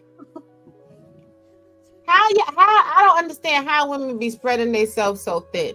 You desiring 150 million niggas, which means you have no impulse control, which means you have no self-control. How the fuck is you? They have no pussy control. Well, yeah, that too. Hey, DMO. Hey, man. Hey, baby, welcome back. Like, that means that y'all really like. How can you? Okay, let's move it to the more mature part, because we could run this into the ground with the rosters and the hoes. We know that is what it is. But how does one build a really intimate relationship if the desire is spread so thin? Like, for me, I need to be craving you. Like, I need to be losing my breath every time I see you. You cannot have that with one person. You stretch yourself out across 12. Yeah, what I'm saying, if he beat you right, like none other, you're going to want to go to the beating. No, you're wrong. Listen. See, Drip Show. See what he trying to say. Not the beating, like y'all think I'm talking about fists. I'm talking about like in a sexual mode. Like if a dude, okay, yeah. If he beats you more than anybody else, he's going to win. See, Rob, what I keep trying to tell people is y'all gotta understand. Rob came from privilege. She had cable and she watched goddamn Disney. And that's why she mislove. Oh my god! Listen, she had cable. Hold on, listen. She came from. Hold on, 1 second, y'all. She came from a good family in New York, and they had cable, so she been watching, all these goddamn queens fall in love. I'm telling you, take this love off the table. I know listen. I know people talk about falling in love and getting this feeling underneath your side fat. What you call the side fat? Like you want that feeling right in the side. In your liver, goddamn. Everybody ain't gonna get that. Listen, everybody ain't gonna fall in love. That's what I'm saying. Everybody ain't gonna fall in love. So you talk about having these real feelings. Good job, Rob. You get the Disney story. Most people don't. But that's the thing. They can actually have it. It's not Disney. I don't believe in fairy tales. I just believe in the truth. I'm going to challenge everybody that has a roster or wants a roster. Close the whole book. Just for the end of the year. Just for the fourth quarter. Close the whole book. Pick the one that you feeling the best. Spend these next 3 months really focused on building and developing a relationship with that one person. You will start to have feelings because ain't. Let me tell you what Rob gonna do, and then January 1st. Hold on, no, y'all be scared to tell Rob the truth. January 1st, she gonna be talking about your silly hoe ass. Listen, she gonna be telling you how you look like Flora because you closed the book. No, I was waiting for this moment. Pineapples in the Caribbean. Pineapple. Hey, let me calm down. This nigga, let me put my bulletproof vest on. This nigga dropping names and shit. Oh my god. You go fall in love because now you only with one nigga that ain't shit. Oh my god. 5 niggas ain't shit. And then what's gonna happen is you gonna be in so love and you gonna go get married because now you only got that one penis. That one penis better than that 5 penis. And then she gonna say, this silly asshole got married. This silly asshole got with this one man ain't shit. Well, and now she I'm not saying get married in 30 days and get divorced in 22 days. I'm not saying that. Not 22. The problem is that truthfully and honestly, the problem is that one man that she get with might not be the one. I told you, Rob lived in the fantasy land. She found Cell, and Cell was the one. and she can give her heart to him because he's worth investing in. But you set these women up, they're gonna give it to their heart, and they're gonna stomp on that shit like a stampede. And then she goes to count my goddamn roster because I thought I could have the Disney story that Rob had. I'm just telling you. So these are your low level hoes, and they don't have enough intellect to see beyond that basic formula. Right. Let's be very clear. Hold on. Let's be very clear. Me and Cellulite were building our relationship for a year and a half before anybody knew. Like, this is the part that makes it funny. But I wouldn't have the Disney story that I have with Cell if I was dating Cell and I was dating 4 other niggas and he was just one nigga on the roster. Facts. I believe that. I'm going home. I'm not gonna do this with Rob. You said I'm going home. I'm about to leave. I'm about to leave the man cave and go to the real house. He's down here in the house. Up there. And I'm telling you that I ain't gonna do. I love you too much as a sister. That okay. So listen to Rob. That moral of the story. Listen to Rob. Entertain one man for 1 year. Where you live at? Like what city? What state you live in, or what country? Oh, Washington. Washington State. One of the most expensive. Okay, because I was getting ready to say it's 9:25, and I see the sun still up in your background. I'm like, what is it? Okay, never mind. Go ahead. That's a light. Don't listen to me. Don't listen to me. Don't do what I do, because a lot of y'all not built to do what I do. Y'all can't handle that. A lot of y'all is stuck on roses. I don't play with that rose. Y'all out here selling y'all soul to a $40 piece of pink plastic, snatching your soul on the daily. Y'all can't even $40 raw. It's a 10 bag of weed now. It's 2 grams of dirty. They gonna bust it. I'm trying to tell you. Rob E is saying they gonna bust it for weed. The problem is Rob E is trying to give the advice for intellectual people to unintellectual people.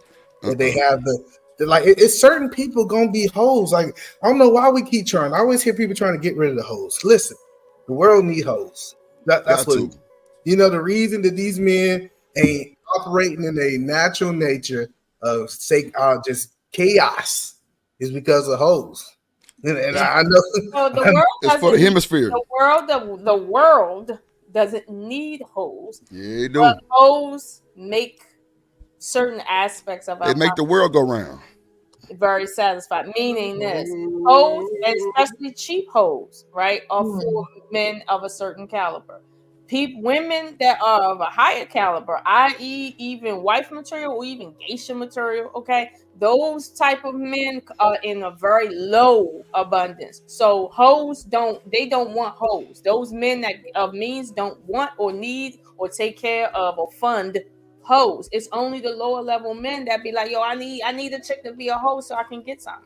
That's cool, but Miss Oshun, can you imagine waking up, like, just say before we go to sleep tonight, all the hoes put away their hoish ways? Can you imagine? Under the pillow. They put up on the pillow. Yes, we would have a drop in our GDP for sure. Yes.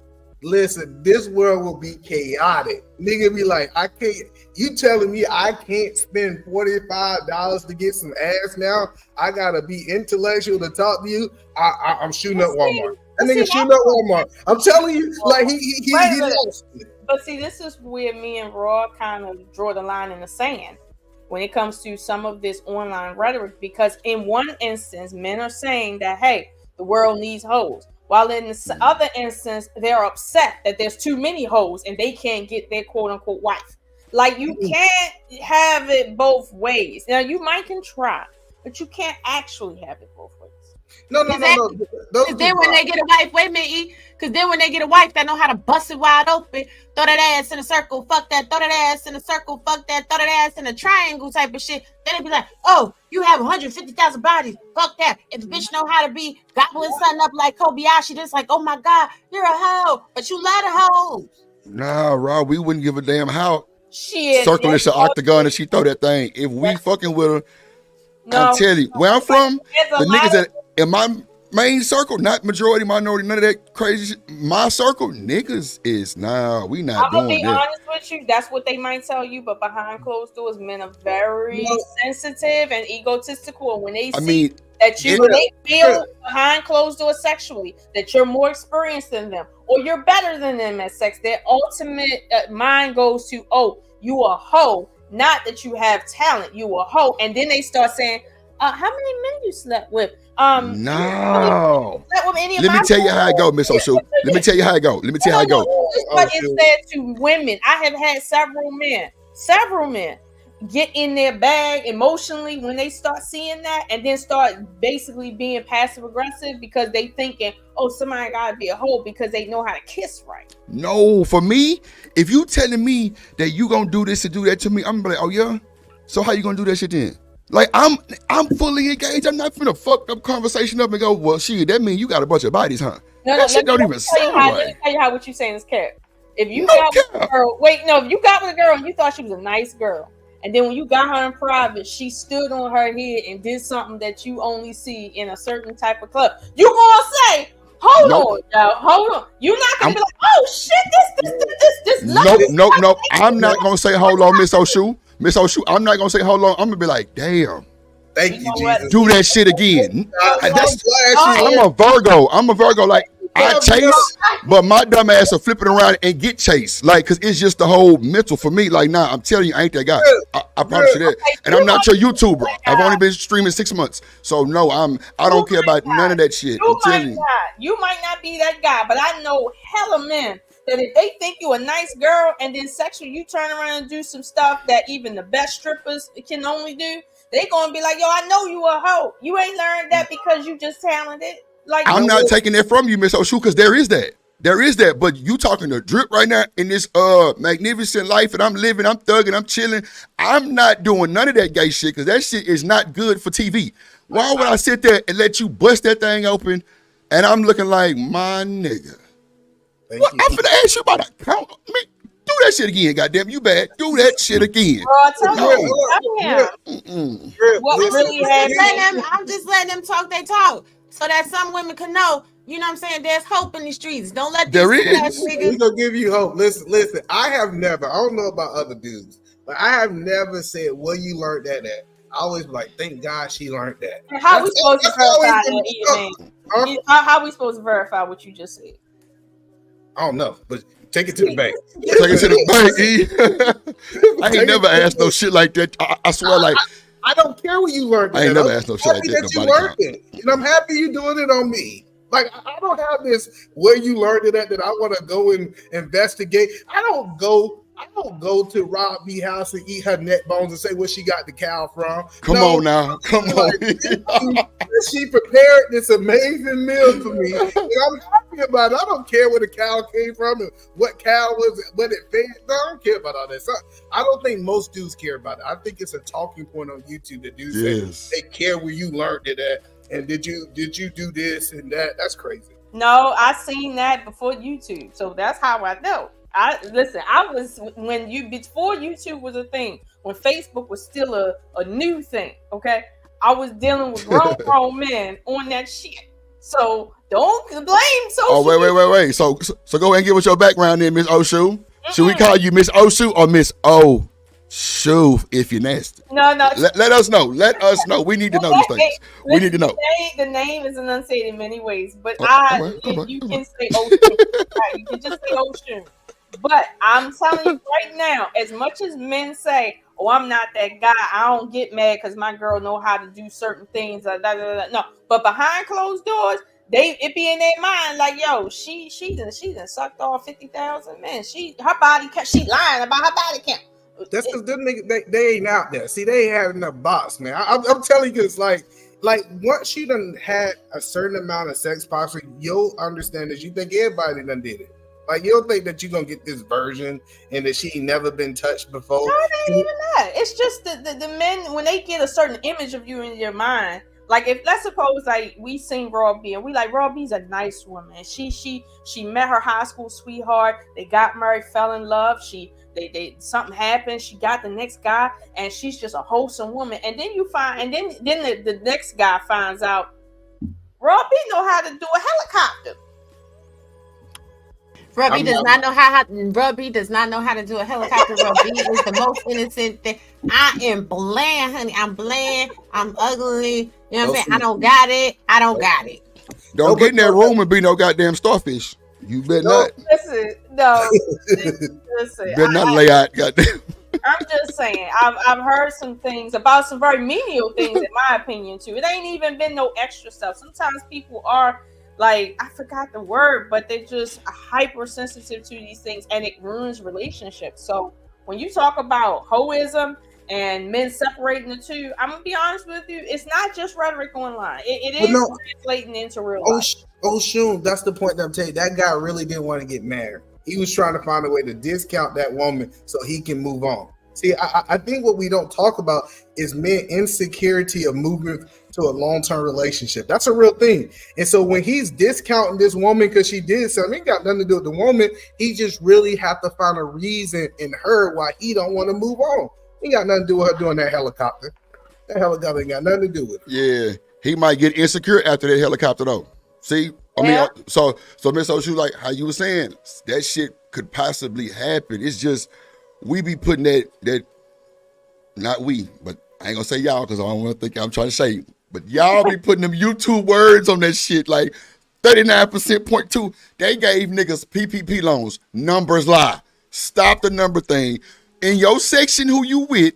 Do you know some people that's doing this shit? If no, then we can't really prove that. But if you see this nigga who just dumbed out, spinning bread, not getting head, and misled, then it's a problem. Like, yeah, then it's going on. But in my realm of people, my niggas is player. Now, what they do behind the scenes of their business, that's like moving the goalpost, because that's like another kind of talking point to pivot the conversation a little bit. But at the end of the day, everything that we saying is definitely going on.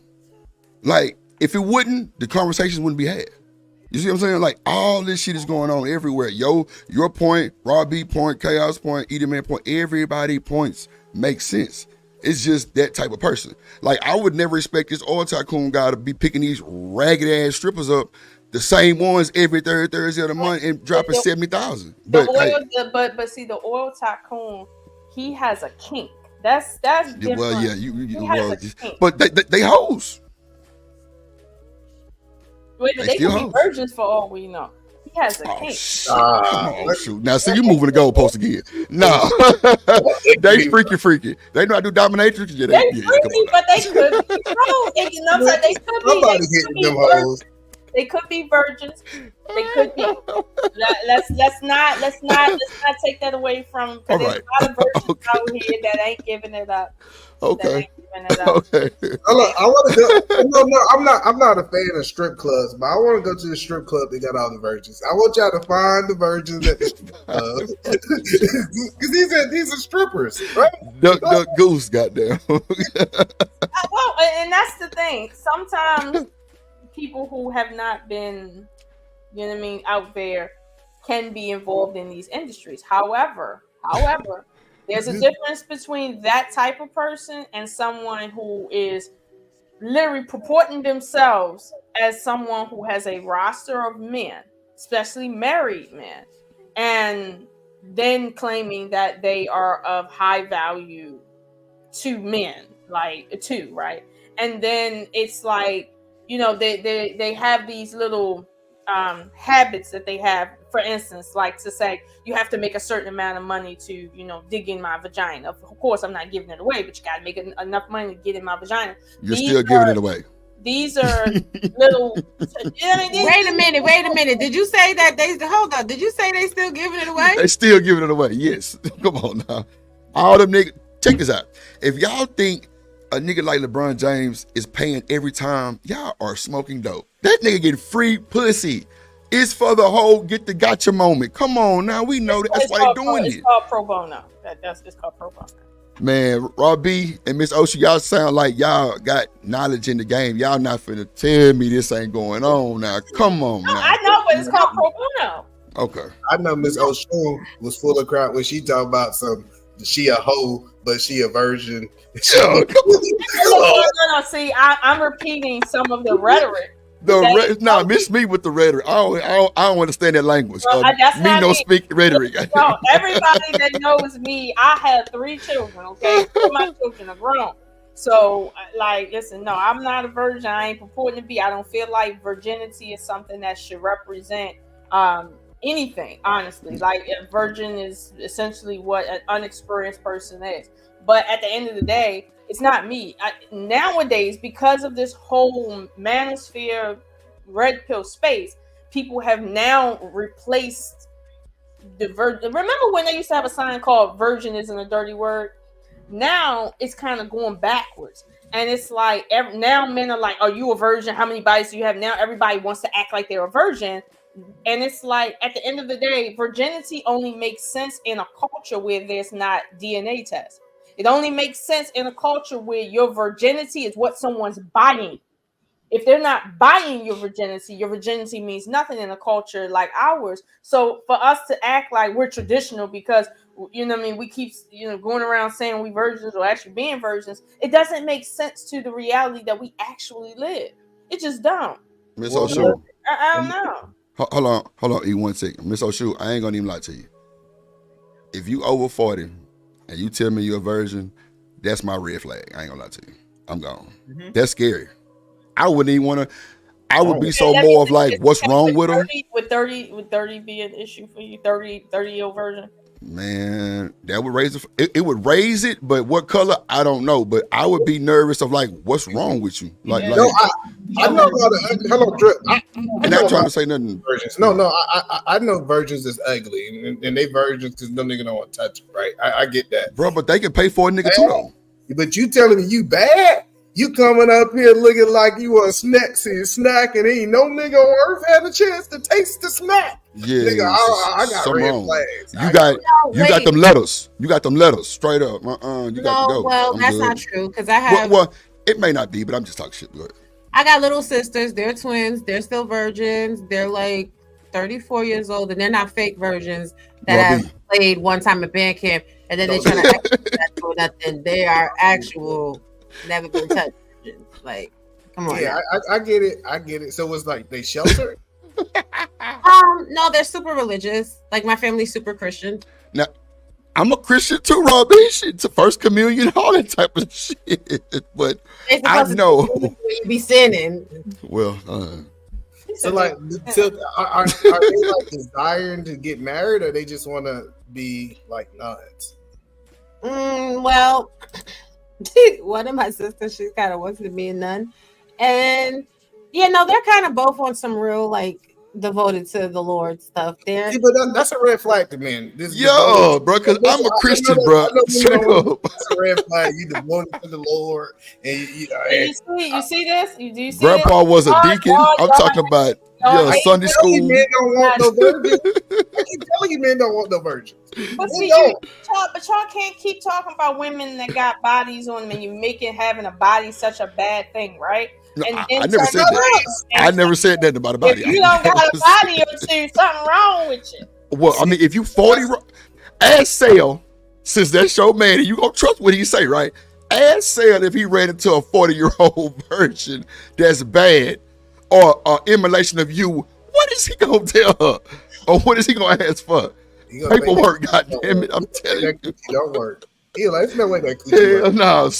And Robbie, it's no shade. If a woman come up to a 40-year-old virgin, it should be the same thing, straight up.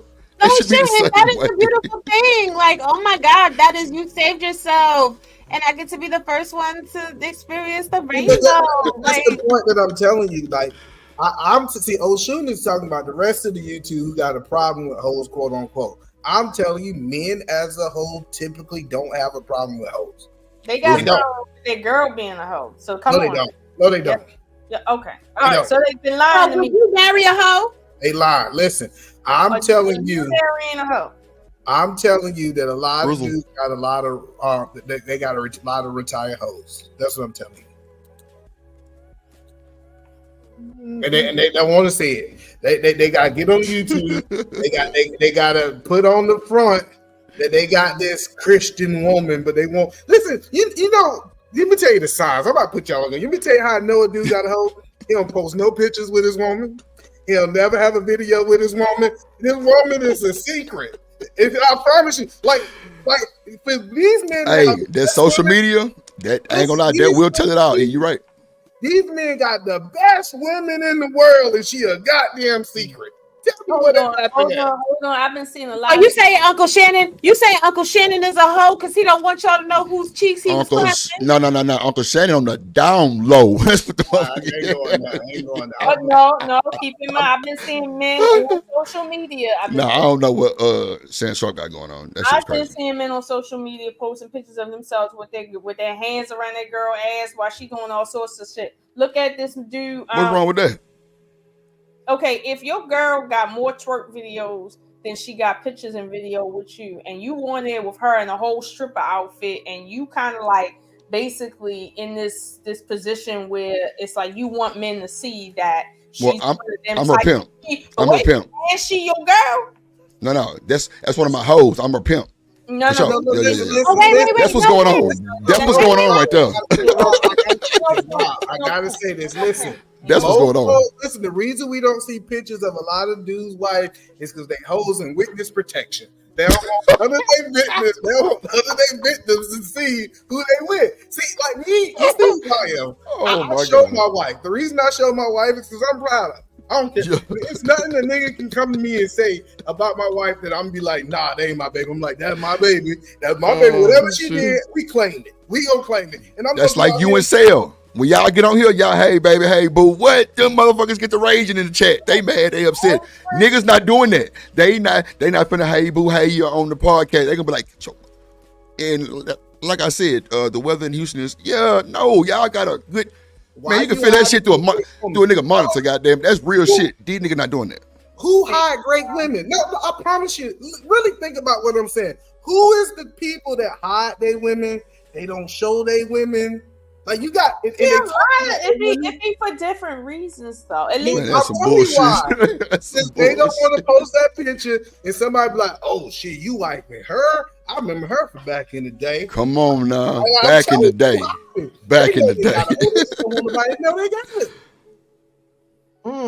Telling you. You won't hit that social media, you're through. I'll accept that, but I will say I've been seeing an uptick of men and their whole girlfriend, whole wives, and their wives be looking like a whole on deck and shit, and they be up there just booed up with them. Wait. Let me ask the gentleman a question. So, I saw with my little eyes a nigga take his bitch to a restaurant, ask all the niggas in the restaurant if they would smash her, trying to compare to a picture of me. That's insane. Is she his woman or is he her pimp? He's her pimp for sure. Damn. Ain't no nigga finna do no bullshit like that. I'm sorry. Like he must be high on something. I ain't gonna lie to you, because if a woman let him, she definitely got whole activity going on. Yeah, definitely one of those. So if she pregnant, he should get a DNA test because she probably done fucked the whole neighborhood. He need to get her cheddar bay biscuits and get the hell on and catch the Uber somewhere else, because that's what's going on. Because she definitely one of the hoes. He a pimp doing that. Ain't no real nigga that's trying to cake something from the ass no restaurant. First of all, that's insane. I ain't never seen that before. I ain't never heard that before. So you put her on a pedestal and spin her around like Cinderella and tell her something, how many of y'all knock this down? First nigga say something, if he was standing up, dancing. First nigga say something, I'm going in his mouth. If I'm really one of them guys that's like, you know what I'm saying, trying to be with that one. You got me fucked up, nigga. What you said? Let's be clear. You're only saying you understand that is the reality. You just don't want it to be said. That's not the reality where I'm at. Men don't want women that other men don't want to fuck. You know that. I'm sorry. I'm different. I'm the guy. I play ball. Wait. Okay, so let me explain. I played college ball up until college ball U of H. I was an athlete, so it was a little bit more easy for me. When I tell you on the football bus, the conversation would be, oh, I busted this whole face. I busted this one face. I did this one. I'm the guy like, oh, I don't want that one. I don't want that one. I don't want that one. So I always went to the other side. I'm trying to tell you. Say you want to be with the woman that every man has. Because you want the woman that every man want to. No. I want what I want. And if we on a football bus and they talking about somebody who I do want, how they did her, X dot, you gone. Not that I'm hating her on. It's bad blood. No, I just won't choose her.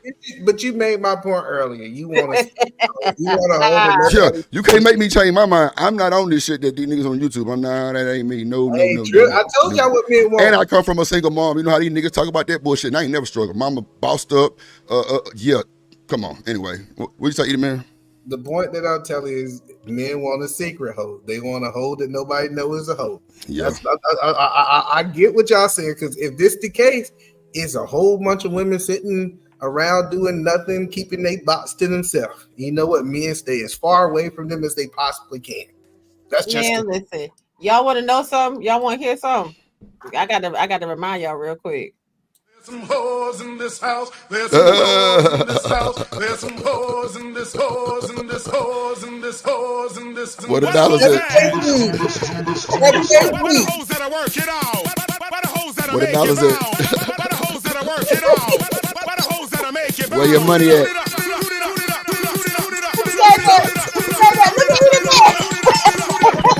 Where your money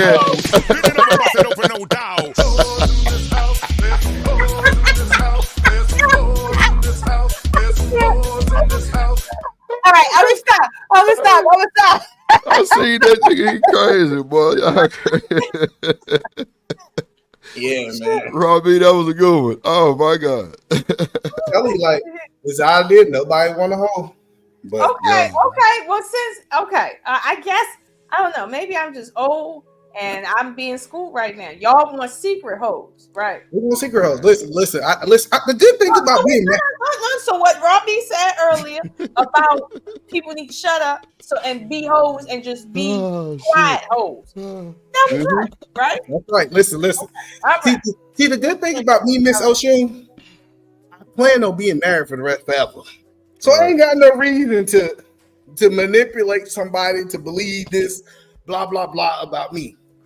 They want hoes. Because if they didn't want hoes, they wouldn't be messing with hoes. I learned that. People who don't want hoes don't mess with hoes. People who want hoes mess with hoes. And these hoes are getting entertained. Yep. Amen. I had to agree. But this is the thing. I'm going to stand on business. Oh, man.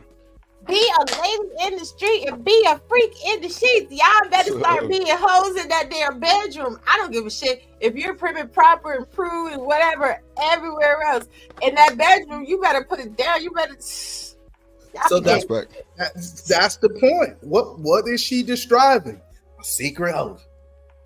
Yeah, be a secret. Shh, don't tell nobody. Don't tell nobody the level of oasisness that you that you finna do once that door closed and you in the red room. But once you in the red room, you better make it shake. I'm telling you, I better have a whole motherfucking playlist out there. You better do your damn thing. You better be like, wait, hold up. We about to have another song break. Y'all ready? Y'all ready? Why? My lyrics go, I be booking y'all hoes. Hop on the mic and holla, I'm just rocking, everyone knows. Jay, I play no games when I step on the scene. They go to hate and I go to booking. I'm not trying to be mean. But what goes around comes back around. But if your hoes jump stupid, it's going to go down. She makes it like a. She drop it like a. She drop it like a. What goes around comes back around. But if your hoes jump stupid, it's going to go down. She makes it. She drop it like. Let me stop. Y'all not ready for that, okay? I gotta behave myself. It's a Saturday night and we're gonna be good. But I see y'all guys later. Hey, I made a beat like that, Robbie. It's hard too. I'm from the South, so I know about that music. Yeah. Yes, yeah. I know about that music. Ooh, we done had too much fun today. But listen, shit is real. Like Too lit. Y'all gotta start doing better, man. Stop listening to these crazy ass people on the internet. These people don't even know what the hell they talk about. They can't keep a relationship. They can't keep a plant alive. They can't drink no water. They ain't cooking shit. Bitches burning ramen noodles out this bitch. You can't take advice from a bitch that can't cook ramen. Goddamn noodles. That's crazy. Not ramen. Chap. But we've been up here almost 4 hours. We're going to let Chaos say his final thoughts because y'all just overtalk Chaos. Chaos got distracted. No, I'm good. Move on, go ahead. All right. Well, thank you for coming, Chaos. All right. Drip, go ahead and say your final thoughts. Man, good show. Y'all crazy as hell. Good conversations, man. Get the likes up. Support the show, man. That's it. Follow the Drip Show. Thank you, Drip. Appreciate you. For sure. Well, look, this is one time we dropped the link and the show got derailed, but it didn't get derailed in a crazy way. Yeah, you know, like it was good. Yeah, it was good. We learned something. Chill. Bunch of pineapple moments. Bunch of them. We tried. We did. We really tried. You know, we gave y'all some good education, and then we talked that shit. So, thank you. Oh no. Oh, Lola, go ahead and give me your final thoughts, because I'm not playing with these. Okay, so I'll say this. Just in closing, you know, like we started out talking about as far as like the geisha. A lot of times people always say that we need to look at the best parts of another culture and utilize that to our benefit. And I wholeheartedly believe in that when it makes sense. You feel me? Like holistically, when it makes sense. The culture of the geisha is not something that is remote to Japan. Okay, shout out to my Japanese people. Okay, but it's not remote to there. Granted, the way it looks in Japan is remote to Japan, but the culture of being highly educated, highly talented, highly intuitive, highly cultured, that's something that every last one of us has access to. You see what I'm saying? Even if you wasn't raised like that, when I was young, if I wanted to cultivate something, I had to actually go to the library, and I mean like catch the bus, read books, find out. It was a lot. So Dewey Decimal System, trying to find a book with the Dewey Decimal System. You feel me? So you have access to it, but it's like if you're in an echo chamber where you feel like, you know, you the big kahuna, you don't have nothing to learn. Okay, fine. Life will teach you. I don't need to preach to you. Life will teach you. But in my culture, you know, we say the oldest needs to guide the youngest. I'm not the oldest, but part of, you know, tonight was about guiding you into something that maybe you would not have, you know, paid attention to. And like I said, this past week, both me and Raw have been doing research and watching documentaries and movies just about this culture and just this concept. And I personally learned a lot. Like I said, I see what they do, and I realize what I need to work on to be a better me. And, you know, I'm going to be working on that. But I'm glad that we have the conversation. But as it pertains to what people generally think geisha are in terms of prostitution and hoes, listen, there's a way to be a prostitute, and there's a way to be a hoe. And if you feel like you're going to retire from being a prostitute or retire from being a hoe, that's very hard. I don't give a fuck what these people say. Okay. You ain't retiring up on no man after being a hoe for 25 years. Your body getting worked on like that, and then he gonna come and save you and put you on the pedestal. Hey, if you find a gym, take it. But generally speaking, for the rest of everybody, that's not a reality. So again, there's a way to do things, but the last thing you need to do is dress the part and not be the part. You understand? Like, people ain't dumb. You know, you can dress like a geisha, but people are gonna realize that you haven't been reared to be a geisha, and that goes across the board. It's not just in Japan. You know what I mean? A geisha doesn't mean prostitute. It means artisan or an artist, somebody who is cultivated. People know cultivated people when they see them. So it's like either you that or you not. And it's not to say that, you know, you can't be a good housewife. That's not what it is. But I think personally that people need more than just somebody to, you know, basically be a maid to them. Like, I could have a maid and not talk to her.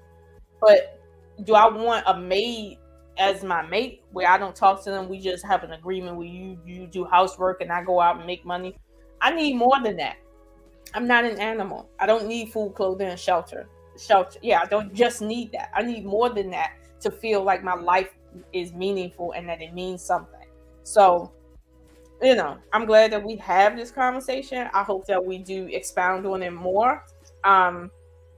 You know, maybe one of these days I'm gonna get over to Japan. I know I've been telling myself I'm gonna get over to South Korea, okay? But I probably will stop over there just to, you know, be able to say I did it. But yeah, I had fun. When you come to the wedding, Oh, you getting married in Japan? I talked to you about it. Okay. It won't be at the Justice of the Peace. We damn sure won't be going to the food pantry, honey. We damn sure won't be going to the food pantry, honey. But we're doing this. I'm gonna push you in the back and I'm gonna head out the show. Listen. So many surprises coming up for you guys. You guys have no idea. I want to thank everybody for coming to the show tonight and hitting the like button and sliding it up. We're gonna show some love for the Cash Apps. Yvette Marie with the $4.99 said, "I'll get the donation train started." The Drip Show, who slid on through, said, "Y'all are funny as heck together. Good vibes. You're out, Robbie and co-host. Hopefully this will cover Starbucks. Thank you." Either Man Williams, Little Tay only had crayons in 2nd grade. Y'all ain't shit. Either Man Williams with $1.99. Don't be sending these wretched women to my golf club. Either Man William again. I blame Ludacris. He got these hoes talking. Yeah, hoes, shut y'all hoe asses up. But let me show some love for the support. Money. Money. Come on, money hunting, wait for me. Pocket up full enough money. Cross time money for the call for me. Like bills love money, me love money. If you're not time money, your girl want me. Every girl want hear the word I say. Money. Money. Come on, money hunting, wait for me. Pocket up full enough money. Me a what? Me want live pipe too. Me want drive big Benz, ride bike too. Me want pop champagne, wash car too. On the hill, me want the big house too. Me no born bad mind, no get me wrong. On the red eye, me have a ambition. Every UG. Child, listen. I love y'all so much. This was a great show. And again, we're on real content. If you guys have noticed, a lot of content and video from my channel is removed because really, who has time for the dusties? I don't. Over it and moving right along. Make sure you guys are subscribed. Tell a friend, tell an enemy, okay, to come over here and check me out, even if they want to hate watch, honey. But I put my good sis in the back because I want to say this. The overarching point of this show was this. Stick to the rivers and the lakes that you used to. Y'all better stop chasing these waterfalls and stop trying to put on clothes that simply don't fit you. A lot of people on social media in particular are running around trying to pretend who they are and who they're not. You're going to fool idiots because idiots have an inability to see the truth. But when somebody sees the truth, instead of throwing a temper tantrum and wilding out, throw your hands up, wild the fuck out. Don't do that. Just simply take it in grace. Admit your flaws and move around. Because at the end of the day, running around doing the most, going to ops, trying to talk stuff, whatever, trying to talk mess on me when I don't watch you and I have to find out that you're talking mess on me from somebody else, honey, all that's going to do is raise your blood pressure. Educated people talk about ideologies and how to change the world. They talk about cultures and groups. They don't talk about individuals. A bunch of motherfuckers sitting around talking about somebody else and they ain't making no money. That's a non-for-profit organization. Y'all better leave New York alone because we are the motherfucking shooters. And I will. Let me stop. I'm going to come at y'all with these videos that is going to engage your mind, your heart, and your soul. I don't got to buy views and clicks and likes. I don't have to constantly be seen. I have to throw myself on people to make a point because I'm too busy making money and living life. Y'all be great. And if you're going to be a hoe in the bedroom. But don't for one moment think just because you ain't dropping your vagina on somebody that your mouth is not on hoe-ish, that your brain is not on hoe shit, that your life is not on hoe shit. Take care. Peace. This is New York. Fuck, I look like killing a nigga good morning. Fuck, I look like being nice, sweet, charming, and wooing. Get the fuck out, loose. You ain't welcome anymore. Get the fuck out, loose. We ain't selling you no more. Get the fuck out.